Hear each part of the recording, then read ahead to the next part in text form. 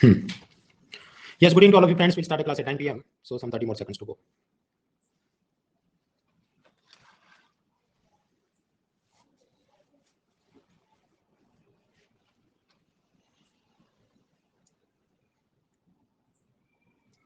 All right friends, so now it is 9 p.m. in my mobile and we'll start this class. My first question is, can you see me? Can you hear me? क्या आप मुझे देख सकते हैं, सुन सकते हैं? इस voting line में जवाब दे सकते हैं आप. Sachin, Arth, Tanish, Nikita, Ashish, Gaurav, Tanushree and others. Danashree, yes, will start the class.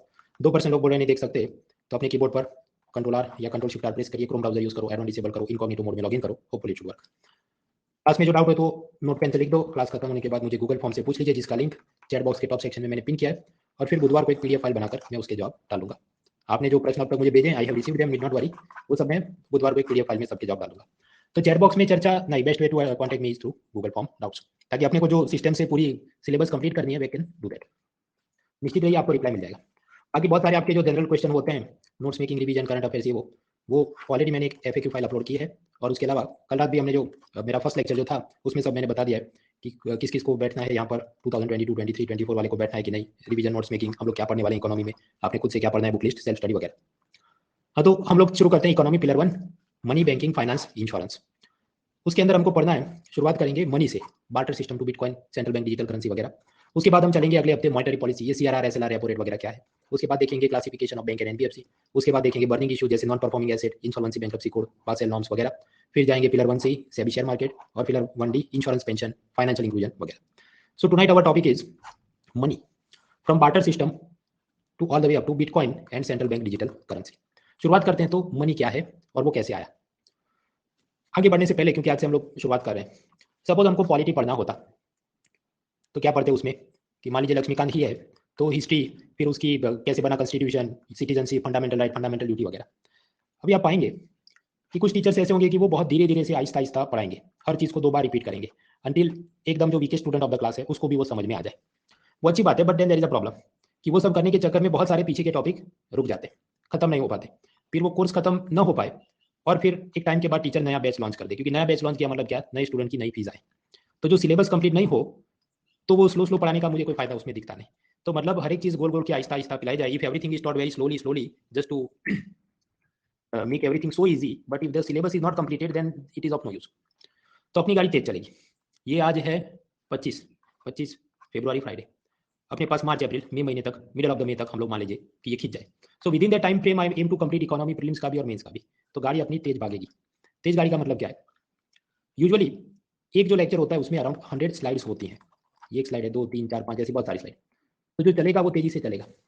मैं हर एक स्लाइड पर हर लाइन को अंडरलाइन करके ऐसे पढ़ाने नहीं बैठूंगा, या हर स्लाइड को मैं 5 मिनट तक वो चलाते नहीं रहूंगा. मैं आपको एक ओवरव्यू दूंगा कि ऐसा है, फिर आपने हैंडआउट देख लेना है, हैंडआउट के अंदर डिटेल में वो सारी चीज़ बताई गई है.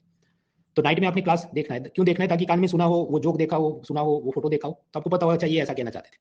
मॉर्निंग में उसका आप हैंडआउट पढ़ेंगे जो मैं ऑलरेडी अपलोड कर चुका हूँ, तो फिर अच्छा ये तो ऐसी बात करिए, इसमें ये जोक था, मुझे कुछ समझ में आ गया.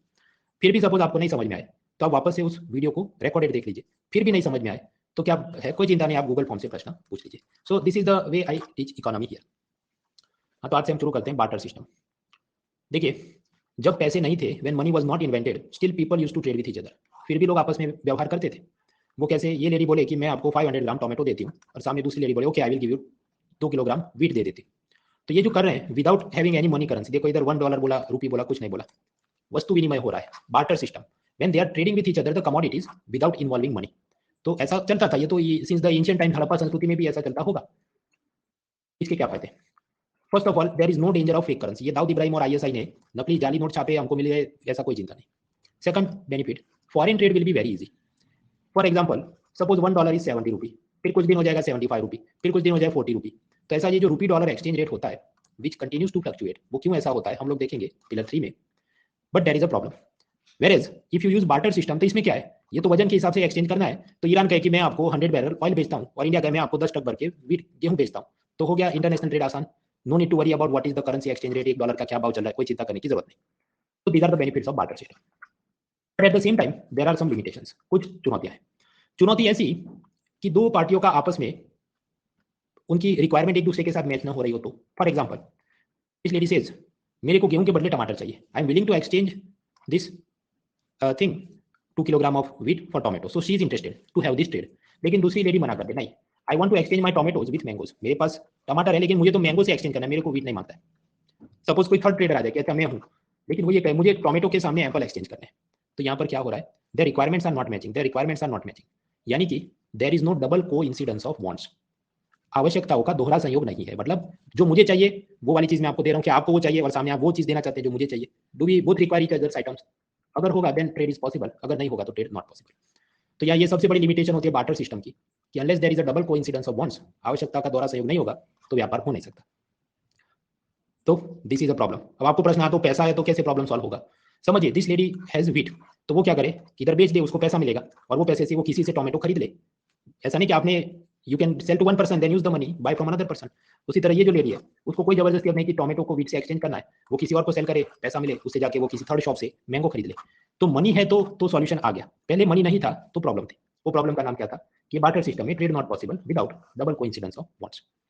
हाँ, तो कुल मिलाकर हमने देखे बार्टर सिस्टम के फायदे क्या, international trade is easy, fake currency Dawood Ibrahim ISI का डेंजर नहीं। नुकसान क्या है, trade not possible without double coincidence of wants, पहला प्रॉब्लम। दूसरा problem, search cost and transaction cost will be high. वो कैसे, ये लेडी को वीट के सामने टोमेटो चाहिए थे, मिला नहीं, she will have to go to 10 places, तो उस हिसाब से उसने इधर उधर रिक्शा में घूमना पड़े। तो आप समझिए उस हिसाब से सपोज रिक्शा वाला बोले कि एवरी टाइम 1 किलोमीटर का 1 टोमेटो देना है and she is going for 10 places, तो उसका तो टमाटर रिक्शा में खत्म हो जाए, तो वो ट्रेड क्या करेगी? सो search cost and cost of transaction will be high in the barter system, क्योंकि आपको 10 जगह ढूंढने जाना पड़ता है और उसका खर्चा लगता है, ट्रांसपोर्ट का, ट्रैवल का। थर्ड प्रॉब्लम, पेरिशेबल कमोडिटीज का ट्रेड मुश्किल हो जाता है। If you do not sell the tomatoes within suppose 3 weeks, तो ये तो बिगड़ जाएंगे, तो आपको कुछ ही नहीं मिलेगा, नाश प्राय चीजें खराब हो जाएंगी। सो that is also danger. So because of that barter system is not good. Money system is good क्योंकि वहां पर ये सारे प्रॉब्लम नहीं है, आप तुरंत किसी को सेल कर दो और वो पैसे से कहीं you go to third shop and you buy the things you want. Money system का एक और एडवांटेज है, इट एनकरेजेस स्पेशलाइजेशन और डिवीजन ऑफ लेबर। देखिए कोई भी इकोनॉमी में सेक्टर्स कौन होते हैं? 3, एग्रीकल्चर जैसे गेहूं बनाए, मैन्युफैक्चरिंग जैसे कार बनाए, और सर्विस सेक्टर जैसे कि software, tourism, coaching, education, marketing, ये सब चीज बनाए। सो एवरीवन, जिसको जो आता है वो पैदा करे, what ever you know you produce it, you will get money, आपको पैसा मिलेगा, और वो पैसे से आपको जो मांगता है आप खरीद लो, you buy whatever you want using the money that you have earned. So this is best. और ये वाली चीज को हम कहते हैं स्पेशलाइजेशन या डिवीजन ऑफ लेबर, क्योंकि इधर दिस लेडी नोज कि मेरे को कंप्यूटर का काम करना है, दिस गाय नोज मेरे को कार रिपेयर करनी है, this guy knows I want to do the farming. लेकिन बार्टर सिस्टम में ऐसा नहीं होता। Barter system does not encourage specialisation और डिवीजन ऑफ लेबर, वो श्रम विभाजन को प्रोत्साहन नहीं देती। वो कैसे, suppose there is a lady जिसने ये सब कंप्यूटर इंजीनियरिंग सीखा हो और सॉफ्टवेयर की डीवीडी बनाई है, and then she will go to market कि प्लीज ये मेरी सॉफ्टवेयर डीवीडी ले लो और सामने मेरे को 5 किलोग्राम वीट दे दो, please give it, otherwise my children will die of starvation, मेरे बच्चे भूखे मर जाएंगे, मेरा सॉफ्टवेयर डीवीडी ले लो और मेरे को गेहूं दे दो। But the other lady may not purchase, भाई मेरे को चाहिए नहीं, I don't want software DVD, मुझे कोई उपयोग नहीं है। So then what will happen, ये जो लेडी जिसने सॉफ्टवेयर डेवलपमेंट का पूरा कोर्स किया होगा वो अल्टीमेटली फार्मर बन जाएगी कि खेती बाड़ी करनी होगी वरना बच्चे भूखे मर जाएंगे। That means in barter system ज्यादातर लोग क्या करेंगे, कंप्यूटर इंजीनियर बनूं मैं, कुछ बड़ा रॉकेट एरोप्लेन इन्वेंट करूं, नहीं, एवरीवन विल फोकस कि मेरी बेयर नेसेसिटीज ऑफ लाइफ, रोटी, कपड़ा, मकान, दूध, शक्कर, चीनी, वही सब लोग प्रोड्यूस करने की कोशिश करेंगे। एवरीवन विल डू दैट, क्योंकि ये प्रॉब्लम है डबल कोइंसिडेंस ऑफ वांट्स वाला। तो देखिए मनी सिस्टम में तो everyone is doing different different type of work, ये एग्रीकल्चर कर रहा है, ये मैन्युफैक्चरिंग कर रहा है, ये सर्विस सेक्टर कर रहा है। तो यहाँ पर तो स्पेशलाइजेशन या डिवीजन ऑफ लेबर, श्रम विभाजन हर आदमी अपने हिसाब से कराएगा। Whereas in case of this barter system, यानी कि इधर हम लोग लेफ्ट साइड में बात करें स्लाइड की, तो everyone is trying to produce wheat कि उनको खाना चाहिए, और फिर एक बकरी या गाय भी ले लेते हैं अपने को, सुबह चाय पीने के लिए दूध चाहिए। So because of this double coincidence of wants problem, office की नौकरी कई बार में ये सब, मुझे एमबीबीएस, नीट, आईएएस एग्जाम कुछ नहीं करना है, मेरे को बस खेती बाड़ी करनी। So it does not encourage specialisation और division of labour. So these are all the limitations of barter system. कुछ लोग होंगे कि नहीं I disagree, even barter system में भी 10 जगह से मार्क जकरबर्ग एक सॉफ्टवेयर वाला लेके आए, एक सर्वर वाला लेके आए, एक मार्केटिंग वाला लेके आए, वो भी बना सकता है company, but it will be extremely difficult. क्योंकि सोचो डबल कोइंसिडेंस ऑफ वांट्स के नाम पर यू आर मार्क जकरबर्ग, आपको कंप्यूटर प्रोग्रामर ढूंढना है, वो कहे मेरे को वीट चाहिए और सामने आपके पास ऑफर करने के लिए वीट नहीं, आप तीसरी जगह जाएंगे, it will be a big headache. So it does not encourage this type of complex enterprises. तो वो प्रश्न, उसका मतलब कोई आपको उसकी डिबेट करनी हो तो उसका कोई फायदा नहीं, एक्सेप्ट करो, आगे बढ़ो। तो हमने पेज 12 तक देख लिया। इसमें पेज 1 to 10 तो वो सिलेबस और कट ऑफ और रीडिंग लिस्ट वगैरह ही थी। तो असल में तो 4 लाइन ही है, हमने अब तक जो पढ़ा, ये these are only 4 line, barter system के फायदे नुकसान। तो वो बस एक्सेप्ट करो और आगे बढ़ो, समझना था हमने समझ लिया। अभी आगे बढ़ते हैं, what are the functions of money. देखिए अंग्रेजी में कहावत है, necessity is the mother of inventions. जरूरतें हैं तो आविष्कार होते हैं, आवश्यकता जरूरतों की जननी है। वो कैसे, आपको ट्रैवल करना था, पैर से करते तो पैर दुखते थे, टाइम पे पहुंच नहीं सकते थे, सो हॉर्स कैरेज वाज इन्वेंटेड, ये घोड़ा गाड़ी या बग्गी या टांगा बनाया गया। लेकिन उसमें भी प्रॉब्लम थे, पैर से स्लो था, बम्पी था, उबड़ खाबड़, टेम्परेचर कंट्रोल, एसी कुछ नहीं, और लगेज की कोई सिक्योरिटी नहीं, कोई भी हाथ उठा के झपट के ले जाए उसका सामान। तो अब क्या इन्वेंशन होना चाहिए? जवाब है कार वॉज इन्वेंटेड। कार जो इन्वेंट हुई उसका क्या काम है? उसका कुछ तो है प्राइमरी फंक्शन, प्राथमिक कार्य क्या है, गाड़ी का क्या ऑब्जेक्टिव है, what is the function, the job is speedy transport, तेजी से पहुंचा दे। सेकेंडरी फंक्शन क्या है और क्या क्या करता है वो, कंफर्टेबल जर्नी, यस, एसी है, टेम्परेचर कंट्रोल है, सिक्योरिटी है, क्योंकि कांच का शीशा है, ऐसा कोई हाथ डाल के सीधा सामान चोरी नहीं कर सकता। But suppose if this was not available, ये गाड़ी में कंफर्ट ना होता, एसी ना होता, ये कांच इसका नहीं होता, तो भी हम इसको कार तो कहते ही, as long as it is providing की फोर व्हीलर है, मोटराइज्ड फ्यूल यूज करता है, स्पीडी ट्रांसपोर्ट देता है, right. So the primary function is speedy transport. उसी तरह हमने देखा बार्टर सिस्टम तो था, exchanging goods and services with each other, लेकिन उसमें प्रॉब्लम थे, डबल कोइंसिडेंस ऑफ बॉन्ड्स का problem, division of work and specialisation का प्रॉब्लम, तीसरा लॉस ऑफ पेरिशेबल, मतलब ये टोमेटो दूध वगैरह बिगड़ जाए जो नाश प्राय चीज, उसका खराब हो जाने का डर रहता था। तो इसलिए हमने मनी को इन्वेंट किया। ये जो मनी इन्वेंट हुआ तो इसके तीन फंक्शन है, पहला है प्राइमरी फंक्शन, दूसरा है सेकेंडरी फंक्शन, तीसरा है कंटिजेंट फंक्शन। एक एक करके देखते हैं। First of all let us look at primary function.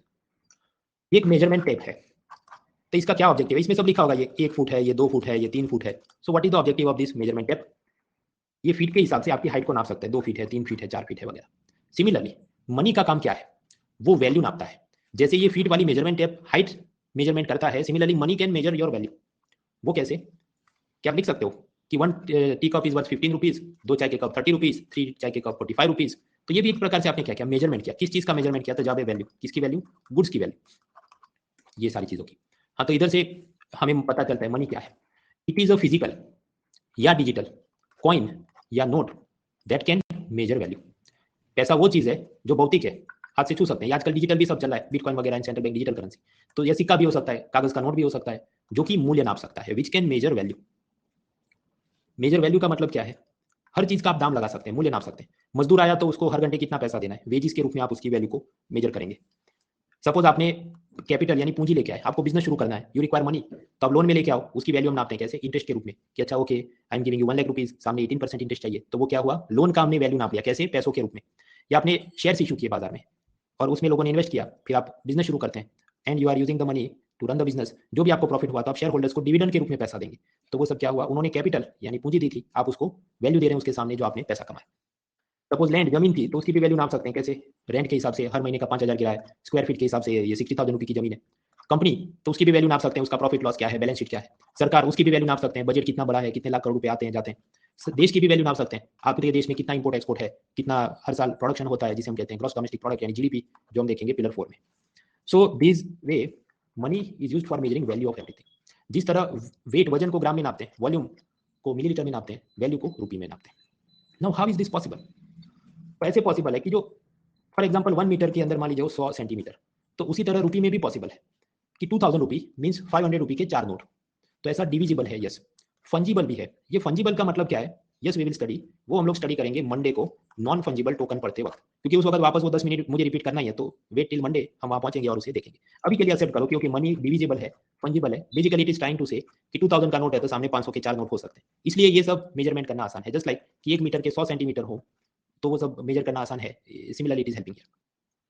So barter system has limitation, money was invented, और मनी के दो प्राइमरी फंक्शन है, हमको एक्सेप्ट करने याद रखने हैं एमसीक्यू के लिए। पहला function we have understood that it is the measure of value, labour, capital, interest, land, rent, हर चीज का मूल्य नापने की, it is the measurement unit. So it is the measure of value, मूल्य नापने का वो एक यूनिट है, साधन है। Second primary function is that money is the medium of exchange, या money is the medium of transaction. वो ऐसा कहना चाहता है, आपके पास टोमेटो है, सेल किया, पैसा मिला, उसकी मदद से आपने वीट खरीदा, मैंगो खरीदा, आपकी मर्जी। यानी जो पहले टोमेटो के सामने वीट की बात थी वो अब भूल जाओ, अब क्या बात है, टोमेटो के सामने रूपी, फिर रूपी के सामने वीट, यानी कि हर जगह पर बीच में मीडियम, माध्यम क्या आ गया, तो वो आ गया रूपी। तो it is the medium of exchange या मीडियम ऑफ ट्रांजेक्शन। तो हम मनी को क्यों यूज करते हैं ऐसा करने के लिए, ताकि ये डबल कोइंसिडेंस ऑफ बॉन्ड्स वाली प्रॉब्लम हमारी हट जाए, because everyone is willing to accept money. आप किसी को कहें मुझे टोमेटो के सामने वीट चाहिए, वो अग्री ना करे, लेकिन आप बोलो कि मैं आपको पैसा देता हूं और मुझे वीट दे दो, he will always agree, because money is easily acceptable. Counterfeit करना मुश्किल है, नकल बनाना पहले तो आसान था, अब तो बहुत सारे सिक्योरिटी फीचर तो मुश्किल है। इट इज ड्यूरेबल, बिगड़ेगा नहीं, लंबे समय तक रहेगा। It is not like tomato, it is portable. 100 kilo आपको गोल्ड ले जाना है, अनाज ले जाना है, सामने आप करोड़ों रुपए के भी एक सूटकेस में पैसा ले जा सकते हैं, बिकॉज 2000 रुपए के भी नोट आते हैं। So you can use it for doing transactions. So it is money is the medium of exchange, money is the medium of transaction. अगर ऐसे ट्रांजेक्शन आप गवर्नमेंट को डिक्लेयर करते हैं तो आप कहेंगे व्हाइट मनी में ट्रांजेक्शन किया, और फिर आपने गवर्नमेंट को डिक्लेयर किया तो government will demand income tax भरो, जीएसटी भरो वगैरह, जो हम सेकंड पिलर बजट टैक्सेशन में देखेंगे। So transaction could be declare to government, then we will call it white money, सफेद धन है। अब कुछ लोग ये करेंगे, छुपाएंगे, उन्होंने मकान खरीदा 10 लाख का, लेकिन गवर्नमेंट को बताएंगे it is only 1 lakh rupees, ताकि उसको टैक्स कम भरना पड़े।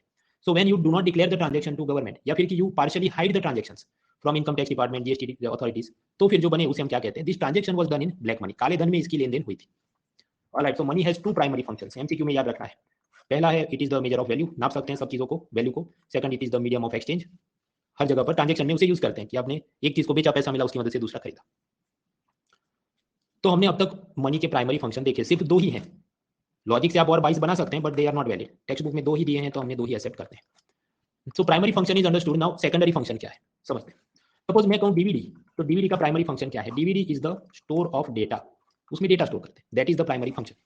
Now because of this primary function, suppose आपने MP3 फाइल स्टोर किया था, आप क्या कह सकते थे? DVD is the provider of music. अगर आपने कुछ AVI या MP4 फाइल सेव की थी वीडियो वाली, तो आप कहते हैं DVD is provider of entertainment. अगर आपने ये कुछ पढ़ाई लिखाई की PDF फाइल स्टोर की होती, तो आप क्या कहते हैं? DVD is the provider of education. तो ये सारे जो नए नए फंक्शंस पैदा हुए, इसको हम क्या कहेंगे? This new functions are known as secondary functions या डेरिवेटिव फंक्शन। वो क्यों बनते हैं? क्योंकि प्राइमरी फंक्शन तो था कि डेटा स्टोर किया। Now depending on the type of data, music भी था, एंटरटेनमेंट भी था, एजुकेशन भी था, तो वो सब जो किया उसने, उस चीज को हम कहते हैं those are the secondary functions और derivative functions of the DVD. उसी तरह मनी के तो प्राइमरी फंक्शन थे, मनी के प्राइमरी फंक्शन जो हमने देखे कि measurement of value and medium of exchange. अब इसके चलते उसके और नए नए काम पैदा होंगे। जिस तरह डीवीडी डेटा स्टोर किया तो नए नए काम पैदा करता है, सिमिलरली मनी के जो प्राइमरी फंक्शन थे, measurement of value and medium of exchange, ये दो फंक्शन के चलते now some new functions will develop, जिसको हम कहेंगे सेकेंडरी फंक्शंस। उसमें पहला है S for store of value.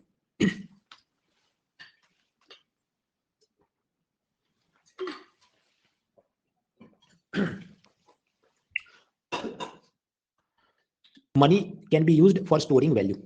वो ऐसा, आपने मजदूरी की तो आपको पैसा मिलता है, तो आपने क्या किया? आपके लेबर की वैल्यू को आप स्टोर कर सकते हैं। Whatever you are making goods services your own labour, उससे आपको जो पैसा कमाते हैं वो आपकी वैल्यू है, उसे आप स्टोर कर सकते हैं। Suppose you are storing the money in bank account, और हम लोग आगे सेकंड पिलर में पढ़ेंगे कि ये सारे बैंक अकाउंट धीरे धीरे इनकम टैक्स डिपार्टमेंट के पान कार्ड नंबर से लिंक होते हैं, so that government will know कि आपके खाते में कितना पैसा है। तो फिर वो टैक्स मांगेगी, तो वो सारा क्या हो गया? White money. So you can store the value of your labour in white money. Second, businessman जो अपने सारे ट्रांजेक्शन छुपा दे, इनकम टैक्स जीएसटी कुछ भरे नहीं, एंड सपोज वो सारा कैश अपने तकिए के नीचे छिपा दे, तो वो भी उसने वैल्यू तो स्टोर किया, अपना जो भी बिजनेस का एंटरप्रेन्योरशिप थी उसको वैल्यू को उसने स्टोर किया, but he is hiding it, तो उसे हम क्या कहेंगे? ब्लैक मनी में उसने वैल्यू को स्टोर किया है। तो ये जो स्टोर करने की बात है, ये हुआ मनी का सेकेंडरी फंक्शन। वो आपकी मेहनत को, आपके वैल्यू को स्टोर करने में मदद करता है। और वो क्यों स्टोर कर सकता है? क्योंकि उसका प्राइमरी फंक्शन था P1, it is the measure of value, and primary function two P2, it is the medium of exchange. इसलिए अब ये सेकेंडरी फंक्शन है S1 कि इट कैन स्टोर वैल्यू। तो secondary function S for store of value. अभी ऐसा क्यों है भाई? ये एनसीईआरटी में दिया है, so we have to accept and memorise. दूसरा सेकेंडरी फंक्शन है T for transfer. Money can help you transfer your value, मूल्य का स्थानांतरण। वो कैसे? सपोज एक सोल्जर है, तो कश्मीर में उसने नौकरी की, तो एक प्रकार से हम कहें उसे कि उसने अपना लेबर प्रोवाइड किया मिनिस्ट्री ऑफ डिफेंस को, आर्मी, नेवी, एयरफोर्स को, और उसको सामने सैलरी मिली, और वो पैसा उसने स्टोर किया बैंक में। क्या वो पैसा ट्रांसफर कर सकता है? Yes, he can send the money to parents in Kerala. तो वो जो आपने किया, आपने क्या किया? अपनी जो भी मेहनत थी, what ever labour you had created at one page, उसको आपने स्टोर किया, बाद में आपने उसको ट्रांसफर किया। Soldier in Kashmir, parents in Kanyakumari, still he can transfer the value of his labour to his parents. तो ये मनी का सेकेंडरी फंक्शन है, that it can transfer value. One more thing,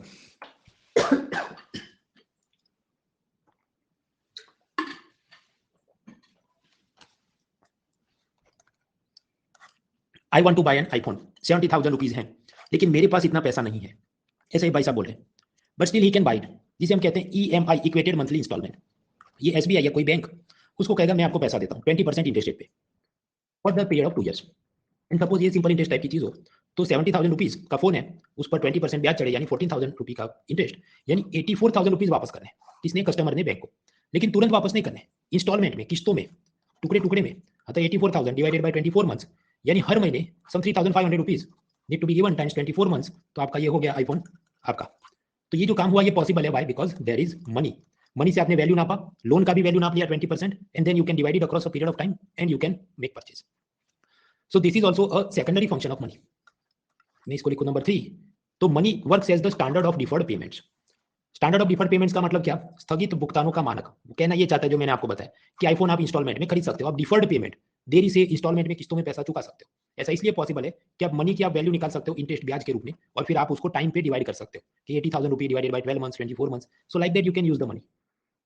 तो मनी के primary function measure of value and medium of exchange. Secondary function क्या है? STD, store कर सकता है, कश्मीर से कन्याकुमारी ट्रांसफर कर सकता है, आईफोन खरीदने के लिए मदद कर सकता है, standard of deferred payments, STD। अब ये ऐसा क्यों है? तो जवाब है ये ऐसा ही है क्योंकि ये एनसीईआरटी में दिया है। So we have to accept and prepare. ये हम लोग पहुंचे करीब पेज 13 और उसके फर्स्ट हाफ में। पेज 1 to 10 तो इंडेक्स ही थे, तो असल में तो इतना ही है, 2 पैराग्राफ ही हमने देखे, लेकिन इसको याद रखना है for the purpose of MCQs. इसके बाद के मुद्दे हैं कि मनी के कंटिंजेंट फंक्शन क्या, वो भी समझते हैं but with a fresh mind. So let us take a break for 5 minutes and then we move forward.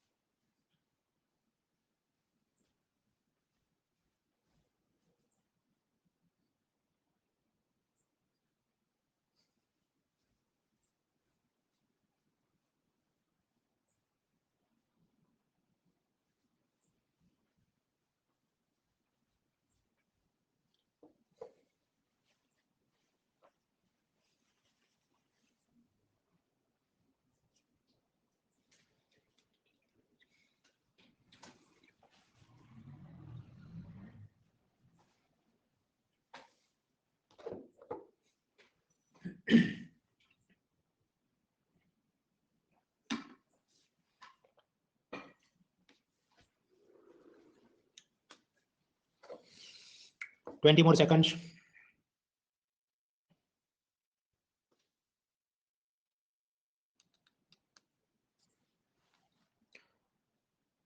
Alright, तो ब्रेक पे जाने से पहले हमने मनी के प्राइमरी और सेकेंडरी फंक्शन देखे, अभी कुछ कंटिंजेंट फंक्शन देखते हैं। फॉर एग्जांपल, कोई एक फैमिली मकान खरीदना चाहती है, so they will tell a builder कि हमको मकान बना के दो। तो बिल्डर क्या करेगा, he will first of all go somewhere and by the land. तो उसका प्राइस आप बोल सकते हैं इतने रुपीस पर स्क्वायर फीटर। Then he will hire some labourers, मजदूर लेके आएगा, उसका प्राइस बोलेंगे सपोज 300 रुपीज पर डे। और ये सब काम करने के लिए वो कहीं से लोन लेके आएगा, या वो लोन लेके आएगा या फैमिली लोन में पैसा लाकर बिल्डर को देगी, कैपिटल लोन। तो उसका ये इतना इंटरेस्ट परसेंटेज चल रहा है। So this three things, land, labour, capital, इसे हम कहते हैं फैक्टर्स ऑफ प्रोडक्शन, उत्पादक के कारक। You want to produce something, you require land, labour and capital. वो और भी हम लोग पढ़ेंगे उसे पिलर 4 में।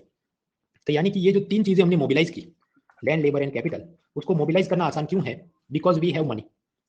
Money helps in mobilising the factors of production easily. वो कैसे?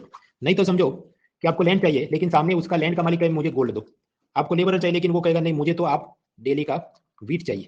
और ये गोल्ड और वीट लेने के लिए आप लोन में पैसा लेने जाओ, वो कोई तीसरी चीज फरमाइश करे, then it is very difficult to construct a home in barter system. Where in money system, ठीक है यार, एक आदमी को पैसा फेंको और आपका काम हो गया। So it helps mobilising the factors of production. कौन कौन से फैक्टर है? Land, labour and capital. There are 3 factors of production. Another use of money is it helps in the circular flow of income. For example, आपको income हुई, आपको salary मिली, आपने उसमें से ये सब इलेक्ट्रिसिटी बिल, फोन बिल वगैरह भरा, expenses, ultimately you saved some money. और वो जो बचत का पैसा है वो आप इन्वेस्ट करें कहीं पर, बैंक में, LIC की इंश्योरेंस पॉलिसी लें, शेयर मार्केट में इन्वेस्ट किया।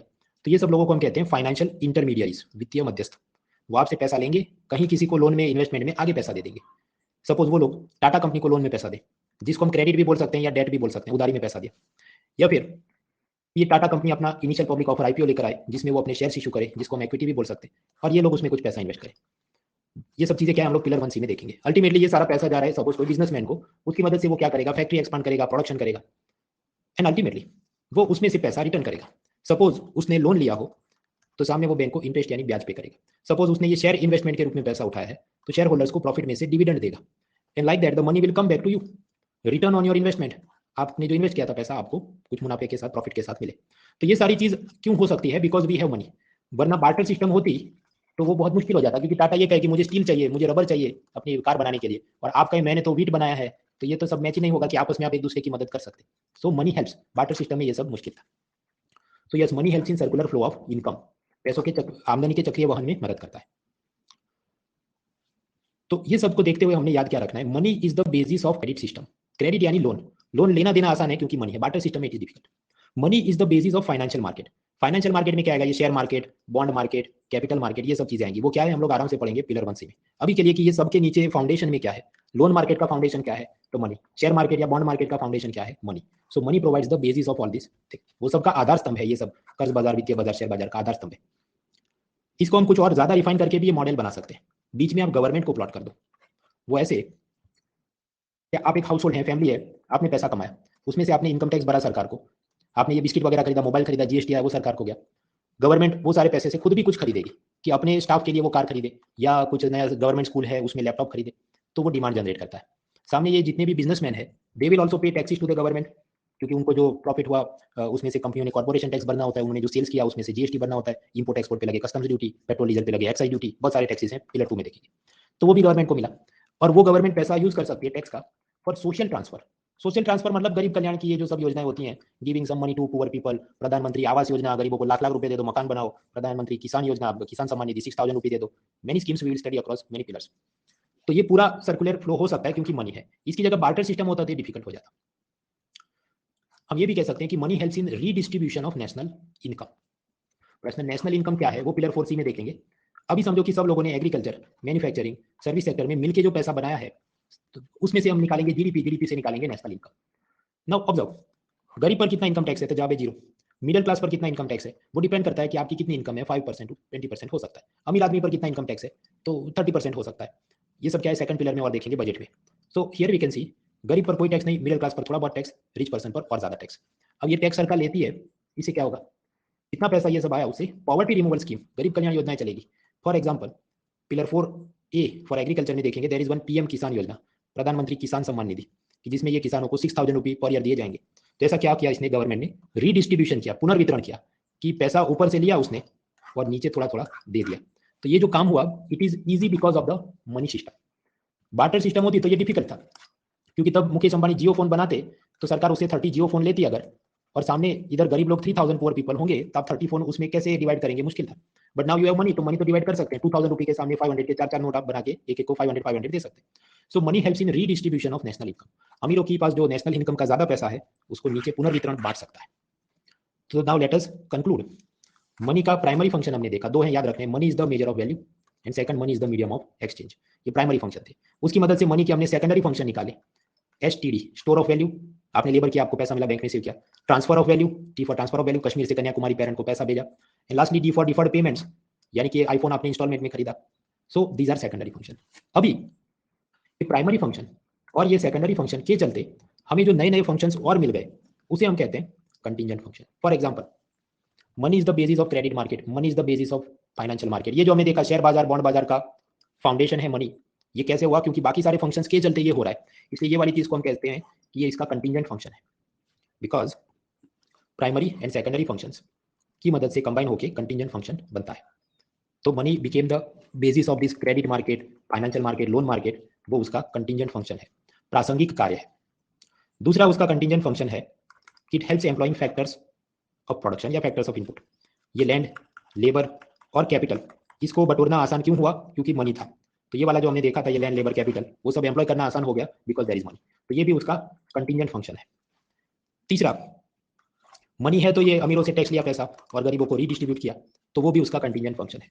सो money helps in creation and redistribution of national income. ऊपर से पैसा लेगा, नीचे सबको देगा। तो ये जो सारे काम हुए उसमें, शेयर मार्केट और बॉन्ड मार्केट और लोन मार्केट का बेसिस है, employing the factors of production, land, labour, capital, या फिर टैक्स का रीडिस्ट्रीब्यूशन, ये सब उसके कंटिंजेंट फंक्शंस हैं, सहायक प्रासंगिक कार्य। प्राइमरी फंक्शन थे, सेकेंडरी फंक्शन थे, उसके चलते उसके अब ये नए कंटिंजेंट फंक्शन हो गए। अब ये ऐसा क्यों है? तो इसका क्या जवाब है? एनसीईआरटी में दिया है तो ये ऐसा ही है। तो there will be always some candidates कि मेरे को इस पे बहुत ज्यादा इंटेलेक्चुअल, बहुत बुद्धिजीवी मेरे को चर्चा करनी है, मैं इससे सहमत नहीं, मेरे लिए भाई I am not interested. Exam के लिए जो काम करता मैंने पढ़ा दिया, एक्सेप्ट करो और आगे बढ़ो। This is a competitive exam class, this is not some college graduation class. इधर से we have to prepare an essay निबंध तैयार करना है। Money is not the root of all evil, greed is. पहले तो आराम से ये स्टेटमेंट पढ़ो, निबंध में आपको पूछ क्या रहा है और फिर आपने आर्ग्यू क्या करना है।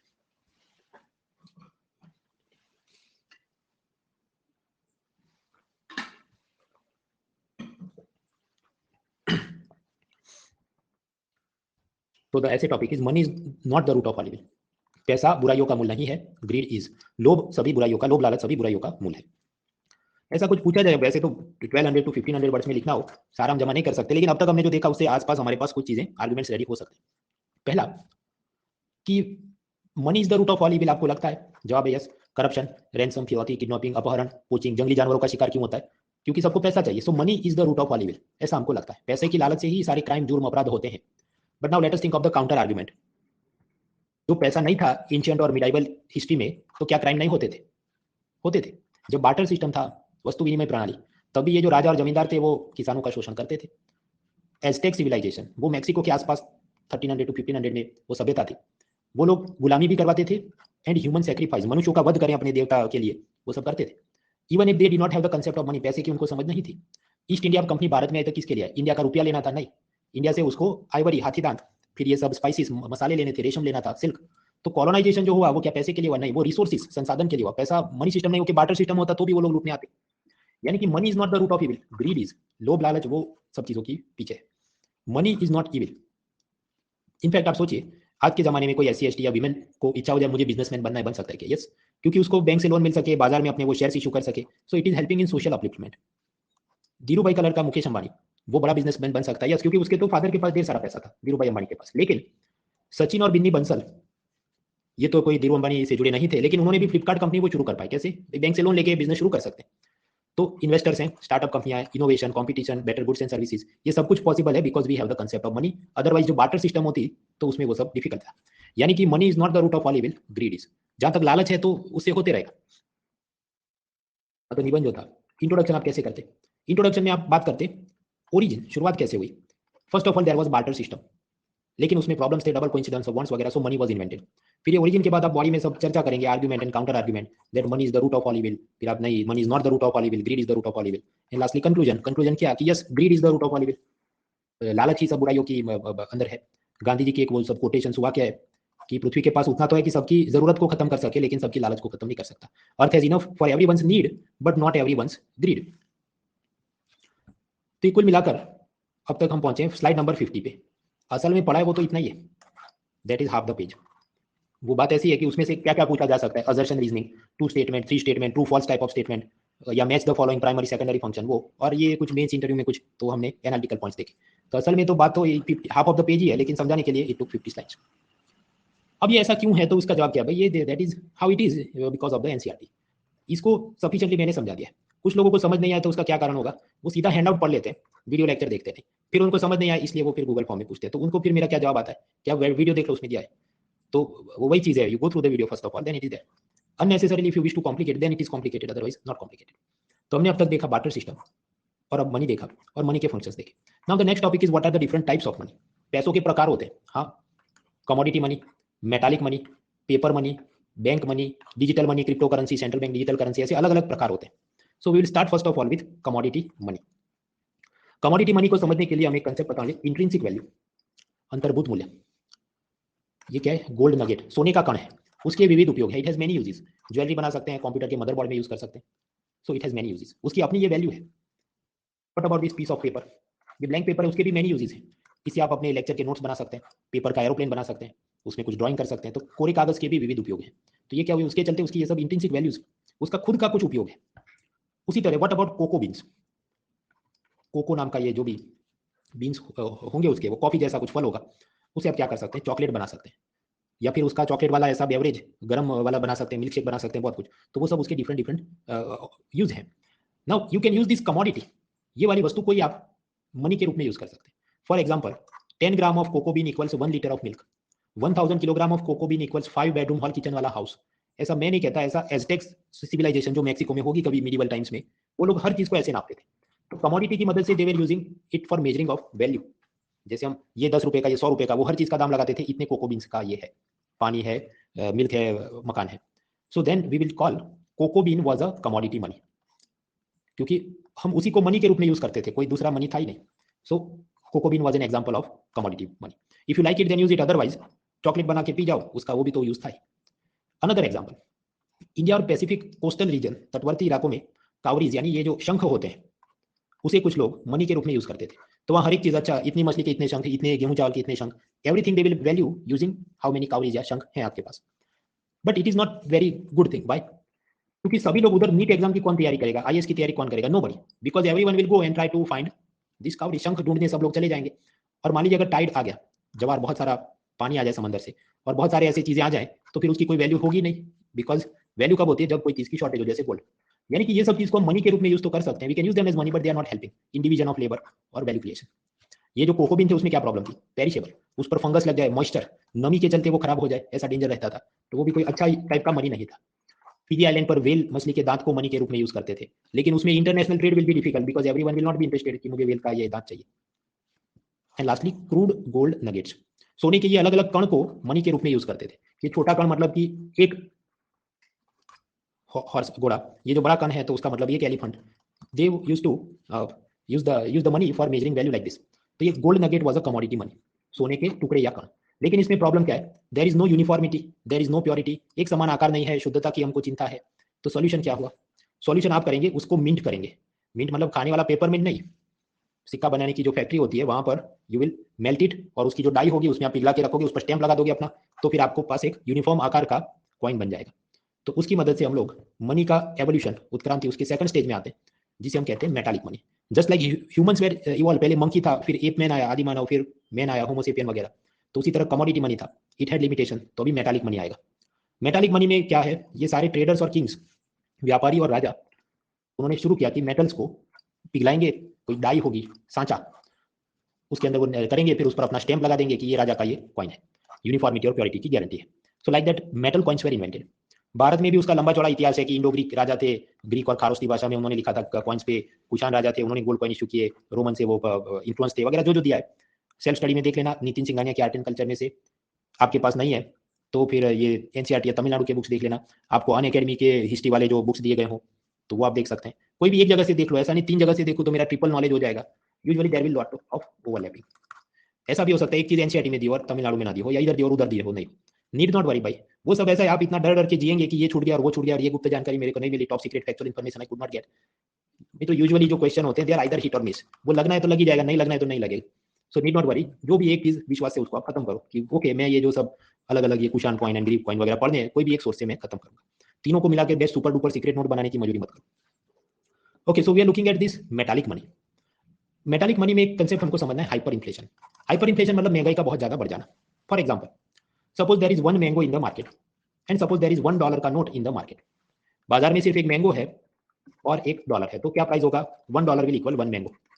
लेकिन फिर अमेरिका की सरकार कि नहीं, अभी हमारे कैलिफोर्निया में इलेक्शन आ रहे हैं, तो रिचार्ड निक्सन गरीब कल्याण योजना शुरू करते हैं, और उसमें ऐसा बोला जाए कि अमेरिकन गवर्नमेंट नोट छापेगी और सबको $1-1 लाख के नोट दे देगी। Every poor person will be given $1 lakh के notes, so that people remain happy and they will win the Democrats party to win the election. ऐसा कर सकते हैं क्या, कर तो सकते हैं, but it will create new problem. उस प्रॉब्लम को हम कहेंगे हाइपर इन्फ्लेशन। वैसे कि अभी बाजार में suppose there are 5 currency notes, लेकिन मैंगो कितना है, मैंगो तो फिर भी एक ही है। So now the price of mango will increase कि 1 मैंगो विल इक्वल $5, $1 नहीं, अभी एक मैंगो $5 में बिकना शुरू हो जाए। सो this will create problem of hyper inflation. पहले $1 में एक मैंगो मिलता था, अभी $5 में एक मैंगो मिल रहा है, तो महंगाई बढ़ गई। तो कागज के नोट में ये डेंजर दिखता है, पेपर करेंसी में this problem is there. Because too many paper currency notes if they are printed and if there is not enough commodity in the market, बाजार में उतना सामान नहीं होगा तो वो महंगा हो जाएगा। But in metal and gold coins this is difficult. सोचो कैसे, क्योंकि गोल्ड की तो सप्लाई ही लिमिटेड है, gold supply itself is limited. तो सोने के सिक्कों में ऐसा तमाशा करना मुश्किल है कि सरकार ये कहे कि अभी एक नहीं 500 गोल्ड कॉइन हम छाप देंगे, तो वो मुश्किल हो जाएगा, उसको करना डिफिकल्ट होगा। इसलिए ये कहा जाता है कि मेटालिक गोल्ड कॉइन सिस्टम होगी तो वहाँ इन्फ्लेशन थोड़ा लिमिट में रहेगा, because unnecessarily large quantity of money will not be printed, क्योंकि रॉ मटेरियल गोल्ड की सप्लाई लिमिटेड होगी। हाँ, तो production will be low, prices will remain stable, hyper inflation not possible, क्योंकि गोल्ड इतना है ही नहीं कि सूटकेस ले लो योजना रिचार्ड निक्सन ऐसा बोल के कोई नए नोट छाप नहीं सकता दे दनादन। So quantity of money will be limited, उसके चलते प्राइस हमेशा स्टेबल है। मेटल का दूसरा फायदा क्या है, उसका अपना इंट्रिंसिक वैल्यू है कि आपको ये गुप्ता राजाओं के गोल्ड कॉइन अच्छे लगे तो यूज करो, नहीं अच्छे लगे तो पिघला के ज्वेलरी बनाओ, वेपन बनाओ, किचन का बर्तन बनाओ, आपकी मर्जी है। So it has intrinsic value, ये अलग अलग उससे हम काम कर सकते हैं। Even if you do not want to use it as money, you can use it for jewellery, weapon and many things, क्योंकि मेटल भी अपनी वैल्यू है। नॉन पेरिशेबल है, ये टोमेटो नहीं है कि बिगड़ जाएगा, डिविजिबल है। वैसा कि 2000 का हो है तो सामने 500 के 4 कॉइन हम बना सके, उसको मेल्ट भी कर दे, कंबाइन भी कर दे, अलग अलग काम हो सकते हैं। It is fungible also. Fungible का मतलब क्या है, वो मंडे पहुंचेंगे नॉन फंजिबल टोकन में, वहां आराम से पड़ेगी। Foreign trade is also possible, वो इसलिए कि सपोज ये गुप्ता किंग्स कोई रोमन या ग्रीक किंग के साथ ट्रेड करना चाहे तो कर सकते हैं, yes. Even if they are not at friendly terms, आपस में दोस्ती नहीं हो तो भी व्यापार हो सकता है, क्योंकि प्रेशियस मेटल है, गोल्ड तो सबको अच्छा लगता है, तो foreign trade is possible because gold has universal appeal. तो ये सब क्या, ये तो बेसिक कंसेप्ट है, कॉमन सेंस की बात है। एमसीक्यू में कुछ पूछे, विजुलाइज करो, काम खत्म। मैंने ये हैंडआउट में नहीं दिया है, हैंडआउट में वो चीज़ दी है जिसका रिवीजन करने वक्त दिमाग में हमें लॉन्ग टर्म मेमोरी में उसको ले जाना पड़े। ये तो सिंपल सी चीज़ें हैं, आप थोड़ा लॉजिक लगाएंगे अपने आप एमसीक्यू टिक हो जाए। हैंडआउट में मैंने ऐसा नहीं लिखा कि हमको 15 अगस्त को इंडिपेंडेंस मिली, क्योंकि वो तो चीज़ हमें ऐसे ही याद है, तो we need not spend time. इसके बाद कुछ एक दो चीज़ें पढ़ते हैं, then will take a break. मित्रों, मिडाइवल इंडिया में हम लोग इंपोर्ट एक्सपोर्ट करते थे, यस। हम लोग गोल्ड सिल्वर वाइन ये सब इंपोर्ट करते, स्लेव गर्ल्स, और सामने एक्सपोर्ट क्या करते थे भारत के लोग, पेपर यानी काली मिर्च, जो कि ये ग्रीक रोमन लोगों को बहुत पसंद थी, इसलिए उसको यवन प्रिया कहा जाता था। स्पाइसिस, मसाले, आइवरी, हाथी दांत, सिल्क, रेशम, सैंडलवुड, चंदन, होगा उनका भी कोई पुष्पा टाइप का, झुकेगा नहीं आदमी। तो वो सब लोग आपस में इंपोर्ट एक्सपोर्ट करते थे। अब समझिए, जितना ज्यादा आप एक्सपोर्ट करेंगे तो इंडिया में गोल्ड ज्यादा आएगा, क्योंकि वो ग्रीक रोमन पर्शियन एम्पायर के राजा लोग हमको सोने में पेमेंट करेंगे। उसमें से गवर्नमेंट ऑफ इंडिया, मतलब जो भी गुप्ता किंग्स दूसरे राजा थे, उनको टैक्स में, रेवेन्यू में कमाई होगी, तो उनके तिजोरी में there will be plenty of gold. तो आपके पास रॉ मटेरियल यानी कि गोल्ड बहुत ज्यादा होगा, तो आप क्या करेंगे, you can make awesome coins. उत्कृष्ट किस्म के आप सोने के सिक्के बना सकते हैं जब आपके पास क्वांटिटी के हिसाब से ज्यादा सोना हो। जैसे ये जो गुप्ता राजा हैं कि उनके बहुत सारे अलग अलग आप गोल्ड कॉइन्स पाएंगे, दे आर स्पेक्टेकुलर, कि राजा वीणा बजा रहे हैं, राजा शिकार कर रहे हैं, बहुत अच्छे अच्छे उन्होंने बनाए। और ऐसा इंडिया में भी है और चाइना में भी हम उस टाइम में पाते हैं। बट देन व्हाट हैपेंड, पहले तो एक्सपोर्ट ज्यादा था तो गोल्ड ज्यादा मिल जाता था हमको, क्योंकि पेमेंट गोल्ड में आता था और उससे हम अच्छे गोल्ड कॉइन बनाते थे। बट आफ्टरवर्ड्स आप पाएंगे ये लेटर मिडाइवल स्टेज में, मध्यकाल के अंतिम चरण में, ये जो सिक्के हैं उसकी गुणवत्ता अच्छी नहीं, तो quality is very poor, marks this craftsmanship is very poor. ऐसा क्यों, क्योंकि रोमन और पर्शियन एम्पायर खुद कमजोर हो गए, तो वो इंडिया से जो सामान खरीदते थे वो कम हो गया, तो इंडिया का एक्सपोर्ट कम हो गया, तो उस हिसाब से जितना गोल्ड आता था वो कम हो गया, तो गोल्ड कॉइन होंगे नहीं, तो सिल्वर के, ब्रॉन्ज के, कॉपर के टाइम पास के लिए जबरदस्ती जैसे छापे हुए ऐसे सब बनाए गए। सो दिस शोज व्हाट, कि जब भी इंपोर्ट हमारा एक्सपोर्ट कम हो जाएगा तो quality of the coins will decline. हमको ये क्यों याद रखना है, क्योंकि एनसीईआरटी में दिया है, तो इतना हमको पता होना चाहिए कि in the latter part of the medieval age the quality and craftsmanship of the coins is declining. सोनों की जो गुणवत्ता थी सिक्कों की, उस बनावट में कम गिरावट क्यों आ रही थी, क्योंकि अपना एक्सपोर्ट कम हो रहा था। तो ये हमने देखा। इसके बाद के मुद्दे, डिबेसमेंट क्या, फुल बॉडी कॉइन क्या, टोकन कॉइन क्या, वो भी समझते हैं, but with a fresh mind. So let us take a break for 5 minutes, then we move forward.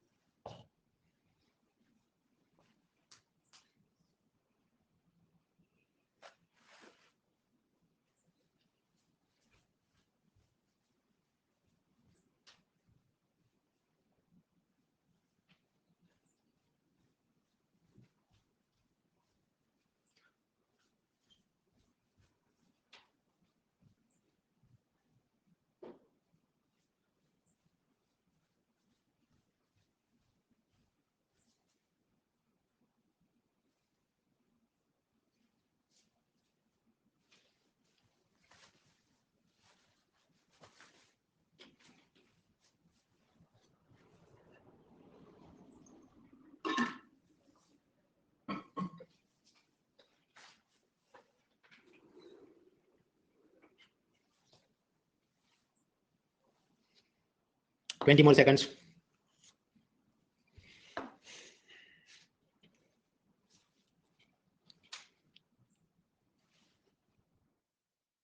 Alright, तो हम लोग देख रहे थे बार्टर सिस्टम में लिमिटेशंस थी, मनी वाज इन्वेंटेड। पहले कमोडिटी मनी था, मजा नहीं आया, मेटालिक मनी बनाया, but then metallic money also had some problem. डिबेसमेंट एक प्रॉब्लम थी। क्या है? अकबर राजा 1556 से 1605 में, तो उसने कुछ लोगों को डेजिग्नेशन दिया था मनसबदार।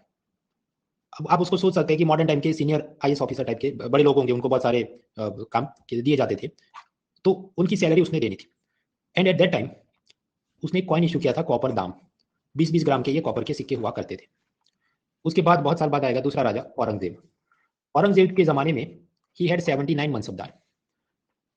अब वो कैसे हुआ होगा? वो ऐसी चीज की आजकल हर एक को मिनिस्टर बना दिया जाए, just to prevent unhappy people from living the party. तो उसी तरह जो भी मतलब बगावत नहीं कर दे, दुश्मन के साथ मिल नहीं जाए, इसलिए हर एक को मतलब कि वो बना देता था मनसबदार, और उस हिसाब से उसको सैलरी देनी है। But he did not have that much metal, तो मेटल उसके पास था नहीं, तो वो क्या करेगा, स्मॉल साइज के कॉइन्स बनाएगा। कि ये उसके आगे 20 ग्राम के कॉइन्स बनाते थे अकबर, और ये बना रहा है 13 ग्राम का कॉइन बना रहा है, और उसमें भी देखो जबरदस्ती बना, कितना बद्दा शेप है, look at the bad craftsmanship. तो वो ऐसे सिक्के बनाकर दे देता, तुम तो मनसबदार हो, देखो मैंने तुमको सैलरी दिया, खुश रहो, मौज करो। Now observe, this is not demonetisation. Demonetisation कब होता? अगर औरंगजेब ऐसा बोल दे कि मेरे पहले अकबर के जो सिक्के थे मैं उसको रिकॉग्नाइज नहीं करता, जैसा 500,000 के नोट बंद करवाए, ऐसी नोटबंदी नहीं हुई है। This old coins where also valid and this new coins where also valid. तो ये डीमोनेटाइजेशन नहीं है। ये जो चीज हुई उसको हम कहते हैं डीबेसमेंट। मतलब क्या करना, सिक्के में कम मेटल इस्तेमाल करना। He issued the coins with less quantity of metal. इससे इकोनॉमी में क्या प्रॉब्लम आएगी? तो जवाब है, जो ऑर्डिनरी सिटीजन है, सामान्य नागरिक, उसका विश्वास चला जाएगा कि ये तो राजा में दम नहीं लगता है, उसके सिक्के देख के उसकी औकात पता चलती है। So we will not trust this king, some other king comes, we will. ये जैसा कि यूक्रेन में रशिया की टैंक आ जाए और कुछ सिटीजन की हाँ हमको तो रशिया ही मंजूर है, यूक्रेन के प्रेसिडेंट में दम नहीं लगता है। So people started to lose faith in Aurangzeb's coin. तो वो लोग बार्टर सिस्टम वापस शुरू करेंगे। They will not use money, वो वीट के सामने राइस और राइस के सामने टोमेटो ऐसा शुरू करेंगे। और बार्टर सिस्टम जो होगी तो उसके हिसाब किताब अकाउंट्स नहीं बनाए जाएंगे बराबर से, तो राजा को जो टैक्स कलेक्शन करना होगा, इनकम टैक्स, जीएसटी, वो सब कर नहीं पाएगा। तो उसका एम्पायर और कमजोर हो जाएगा, because he will not be able to pay salary to the his official soldiers. बाद में आप जानते हैं इतिहास में कि अंग्रेज आएंगे, ईस्ट इंडिया कंपनी, फिर 1857 में वो विद्रोह होगा, म्यूटिनी, और उसके बाद रानी का शासन। और वो जो रानी, वो उसकी रूपी करेंसी आएगी जिसमें ब्रिटिश राजा रानी का चेहरा हो, और उस चीज को रुपया कहा गया, इंडियन रूपी, क्योंकि वो संस्कृत में एक वर्ड था रुपया, उससे इंस्पायर होकर। बाकी की हिस्ट्री वो सब आप प्रतीक सर के लेक्चर में देख लेना history. So that is one part. Now we have to understand the concept full bodied coins क्या है एंड टोकन कॉइन्स क्या है। ये क्यों समझना है? क्योंकि एनसीईआरटी में दिया है। ठीक है, ये अमेरिका यूएसए का कॉइन है बिफोर 1965। ईयर याद नहीं रखना है हमको, हमको सिर्फ कंसेप्ट समझना है। ये जो कॉइन है 10 सेंट का, यानी $0.10 का ये कॉइन है, और इसमें कहा जाता है 90% सिल्वर है। तो ये जितने, मान लीजिए ये 10 ग्राम का होगा तो उसमें 90% तो सिल्वर होगा, बाकी इधर उधर निकल एंड स्टील वगैरह मेटल होगी। यानी आप सोचिए सिल्वर ही सिल्वर है इसमें। तो इफ आई मेल्ट इट, मैं इसको पिघला दूं तो मुझे सिल्वर मिलेगा, और वो सिल्वर को अगर मैं सेल करूं, कि सिक्का नहीं, इसमें से जो चांदी निकाली उसको मैं बेचने जाऊं, if I sell the silver, मुझे कितना पैसा मिले? ऑलमोस्ट $2। तो ये ऐसा कॉइन है कि जहां सिल्वर उसके अंदर है, उसकी वैल्यू $2 है, और ये कॉइन है उसकी वैल्यू क्या है? उसकी वैल्यू तो $0.10 ही है। यानी कि उसका जो फेस वैल्यू है, इधर उसके चेहरे पे लिखा है $0.10, इट इज स्मॉल, जबकि उसके सामने उसके अंदर जो मेटल है उसकी इंट्रिंसिक वैल्यू, अंतर्भूत मूल्य, वो तो मेटल दबा दबा के बड़ी है, बहुत महंगी वाली बड़ी है, $2 की मेटल है। तो जब ऐसा हो जाए, हम कहते हैं full bodied coins. Full bodied coins का मतलब क्या हुआ, कि जब intrinsic value of the metal, उसके अंदर जो धातु है उसकी वैल्यू, मान लीजिए ये भी इक्वल हो इसके सामने, कि मेटल की वैल्यू भी 0.10 हो और फेस वैल्यू भी 0.10 हो, यानी इक्वल हो, तो भी, या फिर कि अगर ये फेस वैल्यू यहाँ पर 0.10 है और अंदर जो मेटल भरा है वो $2 का हो, यानी कि greater than the face value, तो भी, दोनों ही केस में we will call it a full bodied coin, जो दबा दबा के मतलब मेटल कीमती वाली बड़ी है। They have put valuable metal inside it when the intrinsic value is equal to और greater than the face value. Face value इधर जो लिखा है 0.10, और इंट्रिंसिक वैल्यू क्या है, इसको मेल्ट करके जो निकाला उसकी सपोज ये $2 की निकली। Now this is problematic, why? क्योंकि जनता होर्डिंग शुरू करेगी, संग्रहखोरी शुरू करेगी। लोग क्या सोचेंगे कि ये तो 10 साल तक मैं अपने पास कॉइन रखता हूं, तो 10 साल में सिल्वर तो और महंगा हो जाएगा, क्योंकि वो तो सीमित मात्रा में, लिमिटेड क्वांटिटी है पूरी दुनिया में, तो मैं ये कॉइन को यूज नहीं करूंगा, मैं इसको बचा के रखूंगा अपने बच्चों की शादी के लिए, तब इसका मेल्ट करके मैं ज्वेलरी बनाऊंगा। तो there will always be a shortage of coins, क्योंकि जिनके पास कॉइन होंगे वो यूज नहीं करेंगे, उसको पिघला के उसकी ज्वेलरी बनाते रहेंगे। So this is not beneficial, यानी full bodied coins will create problems. तो सॉल्यूशन क्या है भाई? फुल बॉडीड कॉइन में मजा नहीं है, क्योंकि वहां पर intrinsic value is equal to और greater than the face value, so there is a problem of melting, hoarding and shortage. तो उसका सॉल्यूशन निकाला गया, उसे हम कहते हैं टोकन कॉइन्स, प्रतीकात्मक सिक्के। वो ऐसा कि उसमें कीमती धातु दबा दबा कर नहीं भरी है। Now they will not put valuable metal inside of it. वो ऐसा कि अगर 10 सेंट का यही कॉइन 1965 के बाद आप देखें तो गवर्नमेंट ने चेंज कर दिया कि उसमें कॉपर और निकल जैसे सस्ते वाले मेटल यूज करना शुरू किया। हमने उसके एग्जैक्ट वेट और फिगर याद नहीं करने, हमने इतना समझना है कि बाद में सस्ती मेटल यूज करना शुरू किया। So even if you melt this coin, तो ये वाला कॉइन अब अगर आप पिघलाओ तो उसमें से करीब 0.02 की मेटल आपको निकले, $0.02 की कॉपर और निकल, और उसके फेस वैल्यू ऊपर कितना लिखा है, तो इस पर तो लिखा है 10 सेंट। तो यानी उस हिसाब से now in the token coins, now we have token coins, कि जहां पर इंट्रिंसिक वैल्यू इज लेस, अंदर जो मेटल है उसकी कीमत कम है और सामने फेस वैल्यू तो उसकी ज्यादा है, कितना, करीब $0.10। तो मतलब कुल मिलाकर you don't have to memorise the numbers और एग्जांपल, सिंपली फुल बॉडी का मतलब क्या है, कीमती धातु दबा दबा कर भरी है। Valuable metal they have put it in a great quantity. Token coin का मतलब क्या, कीमती धातु दबा दबा कर नहीं भरी है, they have put less quantity of valuable metal inside it, ताकि लोग उसको मेल्टिंग और होर्डिंग नहीं करें, उसको पिघला कर उसको संभाले नहीं। एक जमाने में इंडिया में भी ये प्रॉब्लम थी। 2009 का ये न्यूज देखो, Indian coins are turned into razor blades in Bangladesh. ये हेडलाइन है, पर ऐसा क्यों कर रहे होंगे? भारत से 5 रुपए के सिक्के स्मगलर ले जाते थे बांग्लादेश में और उससे वो ब्लेड बनाते थे। ऐसा कैसे? इसमें जो भी मेटल रहता होगा, स्टील या निकल या जो भी, 5 ब्लेड बनती थी, हर एक ब्लेड को 2 रुपए में बेचते थे बांग्लादेश में, जो इसका इक्विवेलेंट बांग्लादेशी करेंसी हो तो उसको 10 रुपए मिलते थे। 5 रुपए का कॉइन मेल्ट करो और उसमें से इतनी ब्लेड आप बना सकते हो रेजर ब्लेड की, 10 रुपए आप कमा जाएंगे। तो इसलिए इंडिया से कॉइन्स का स्मगलिंग बांग्लादेश में होता था। तो इसका मतलब क्या, वो जो पुराने 5 रुपए के सिक्के थे मोटे वाले वजनदार, वो क्या थे, फुल बॉडीड कॉइन्स थे, धातु उसमें दबा दबा के भरी थी। Then what is the solution? 2 solution हमने लिए। कॉइनेज एक्ट 2011, उसमें ऐसा लिखा गया कि anyone who is melting the coins, कोई भी पिघलाएगा ऐसा सब काम करेगा, 7 साल की उसको सजा होगी। पहला रिफॉर्म। दूसरा रिफॉर्म ये लिया, ये जो 5 रुपए के सिक्के आज की तारीख में देखो, दे आर वेरी थिन, चपटे होते हैं, कुछ वजन होता ही नहीं, और जो मेटल यूज होता है वो क्यूप्रो निकल टाइप का मेटल होता है, तो उसको आप मेल्ट करेंगे, स्मगल करेंगे, कुछ खास कमाई नहीं है उसमें, it will not give you much money if you melt it. दूसरा रिफॉर्म क्या लिया गया, स्मॉल साइज के कॉइन में यूज किया जाता है। पहले जो 50 पैसे का सिक्का होता, मान लीजिए इतनी साइज का, तो आज उसी साइज पे आप पाएंगे कि 1 रुपए का सिक्का भी उसी साइज का है। तो ऐसा पहले मतलब जो मोटे मोटे सिक्के रहते थे, 2 रुपीज का, 5 रुपीज का, ऐसा नहीं, अब सब छोटा छोटा सिक्का बनाते, so that there is no profit in melting it. उसमें मेटल है ही नहीं इतनी कि वैल्यूएबल कि आप उसको कुछ करें। तो ये सब अब क्या बनाया जा रहा है, these are all token coins. तो हम लोग देख रहे थे कमोडिटी मनी हो गया, मेटालिक मनी। मेटालिक मनी के अंदर भी हमने फुल बॉडीड कॉइन देखे और टोकन कॉइन देखे। फुल बॉडीड कॉइन मतलब क्या, valuable metal is pushed in a great quantity, धातु दबा दबा के भरी है। और टोकन मतलब क्या, सस्ता चपटा सा कम वैल्यू वाला मेटल यूज किया है। अभी उससे आगे बढ़ते हैं कि ये पेपर मनी क्या है। तो देखिए, जब भी पुरानी सिस्टम में प्रॉब्लम्स आएंगी, लिमिटेशंस आएंगी, तो हम कुछ नया इन्वेंट करेंगे। तो यानी अब मेटल मनी में कुछ प्रॉब्लम्स आने लगी, जिसके चलते हम पेपर करेंसी इन्वेंट करेंगे। वैसा कि there was shortage of metal, इनकी धातु की कमी आने लगी, तो लोगों ने सोचा कुछ नया पेपर करेंसी बना देते हैं। मेटल इज बल्कि टू ट्रांसपोर्ट। आपको मान लीजिए 2 करोड़ ले जाने, तो गोल्ड में तो कितना लेके जाना पड़े, जबकि सूटकेस में 2-2 हज़ार रुपए के तो आराम से आप ले जा सकते हैं। So paper currency was found to be more convenient. इसलिए धीरे धीरे बहुत सारे व्यापारी जिनको ट्रैवल करना होता था, वो क्या करेंगे, अपने लोकल गिल्ड, गिल्ड मतलब व्यापारियों का जो एसोसिएशन हो, उसकी जो एक क्लब हो, एक टाइप का क्लब, वहां पर जाके वो डिपॉजिट करेंगे अपना गोल्ड, बड़े बड़े मर्चेंट। और सामने ये गिल्ड वाले उसको कागज में कुछ चिट्ठी लिख के देंगे कि ओके, आप ये वाला मुंबई में आपने गोल्ड डिपॉजिट किया है, हम चिट्ठी लिखते हैं, दिल्ली में आप जाओ, उधर हमारा आदमी आपको उसके सामने गोल्ड दे देगा, और बीच में उनका कुछ कमीशन हो या जो सिस्टम उनकी चलती है। तो paper receipts were issued and they were used elsewhere. कि ये इधर मुंबई में गोल्ड डिपॉजिट किया, उसको पेपर करेंसी दिया इन लोगों ने, and then he will go to, that guy will go to Delhi and then he will use it in Delhi. तो ये जो ऐसा मनी बन गया पेपर करेंसी वाला, उसको हम कहते हैं फिड्यूशरी मनी। फिड्यूशरी मनी का मतलब क्या है, एक टाइप की पेपर रिसिप्ट जिसको सब लोग यूज करते हैं। It is accepted because people trusted, लोगों को विश्वास इसे यूज करते हैं।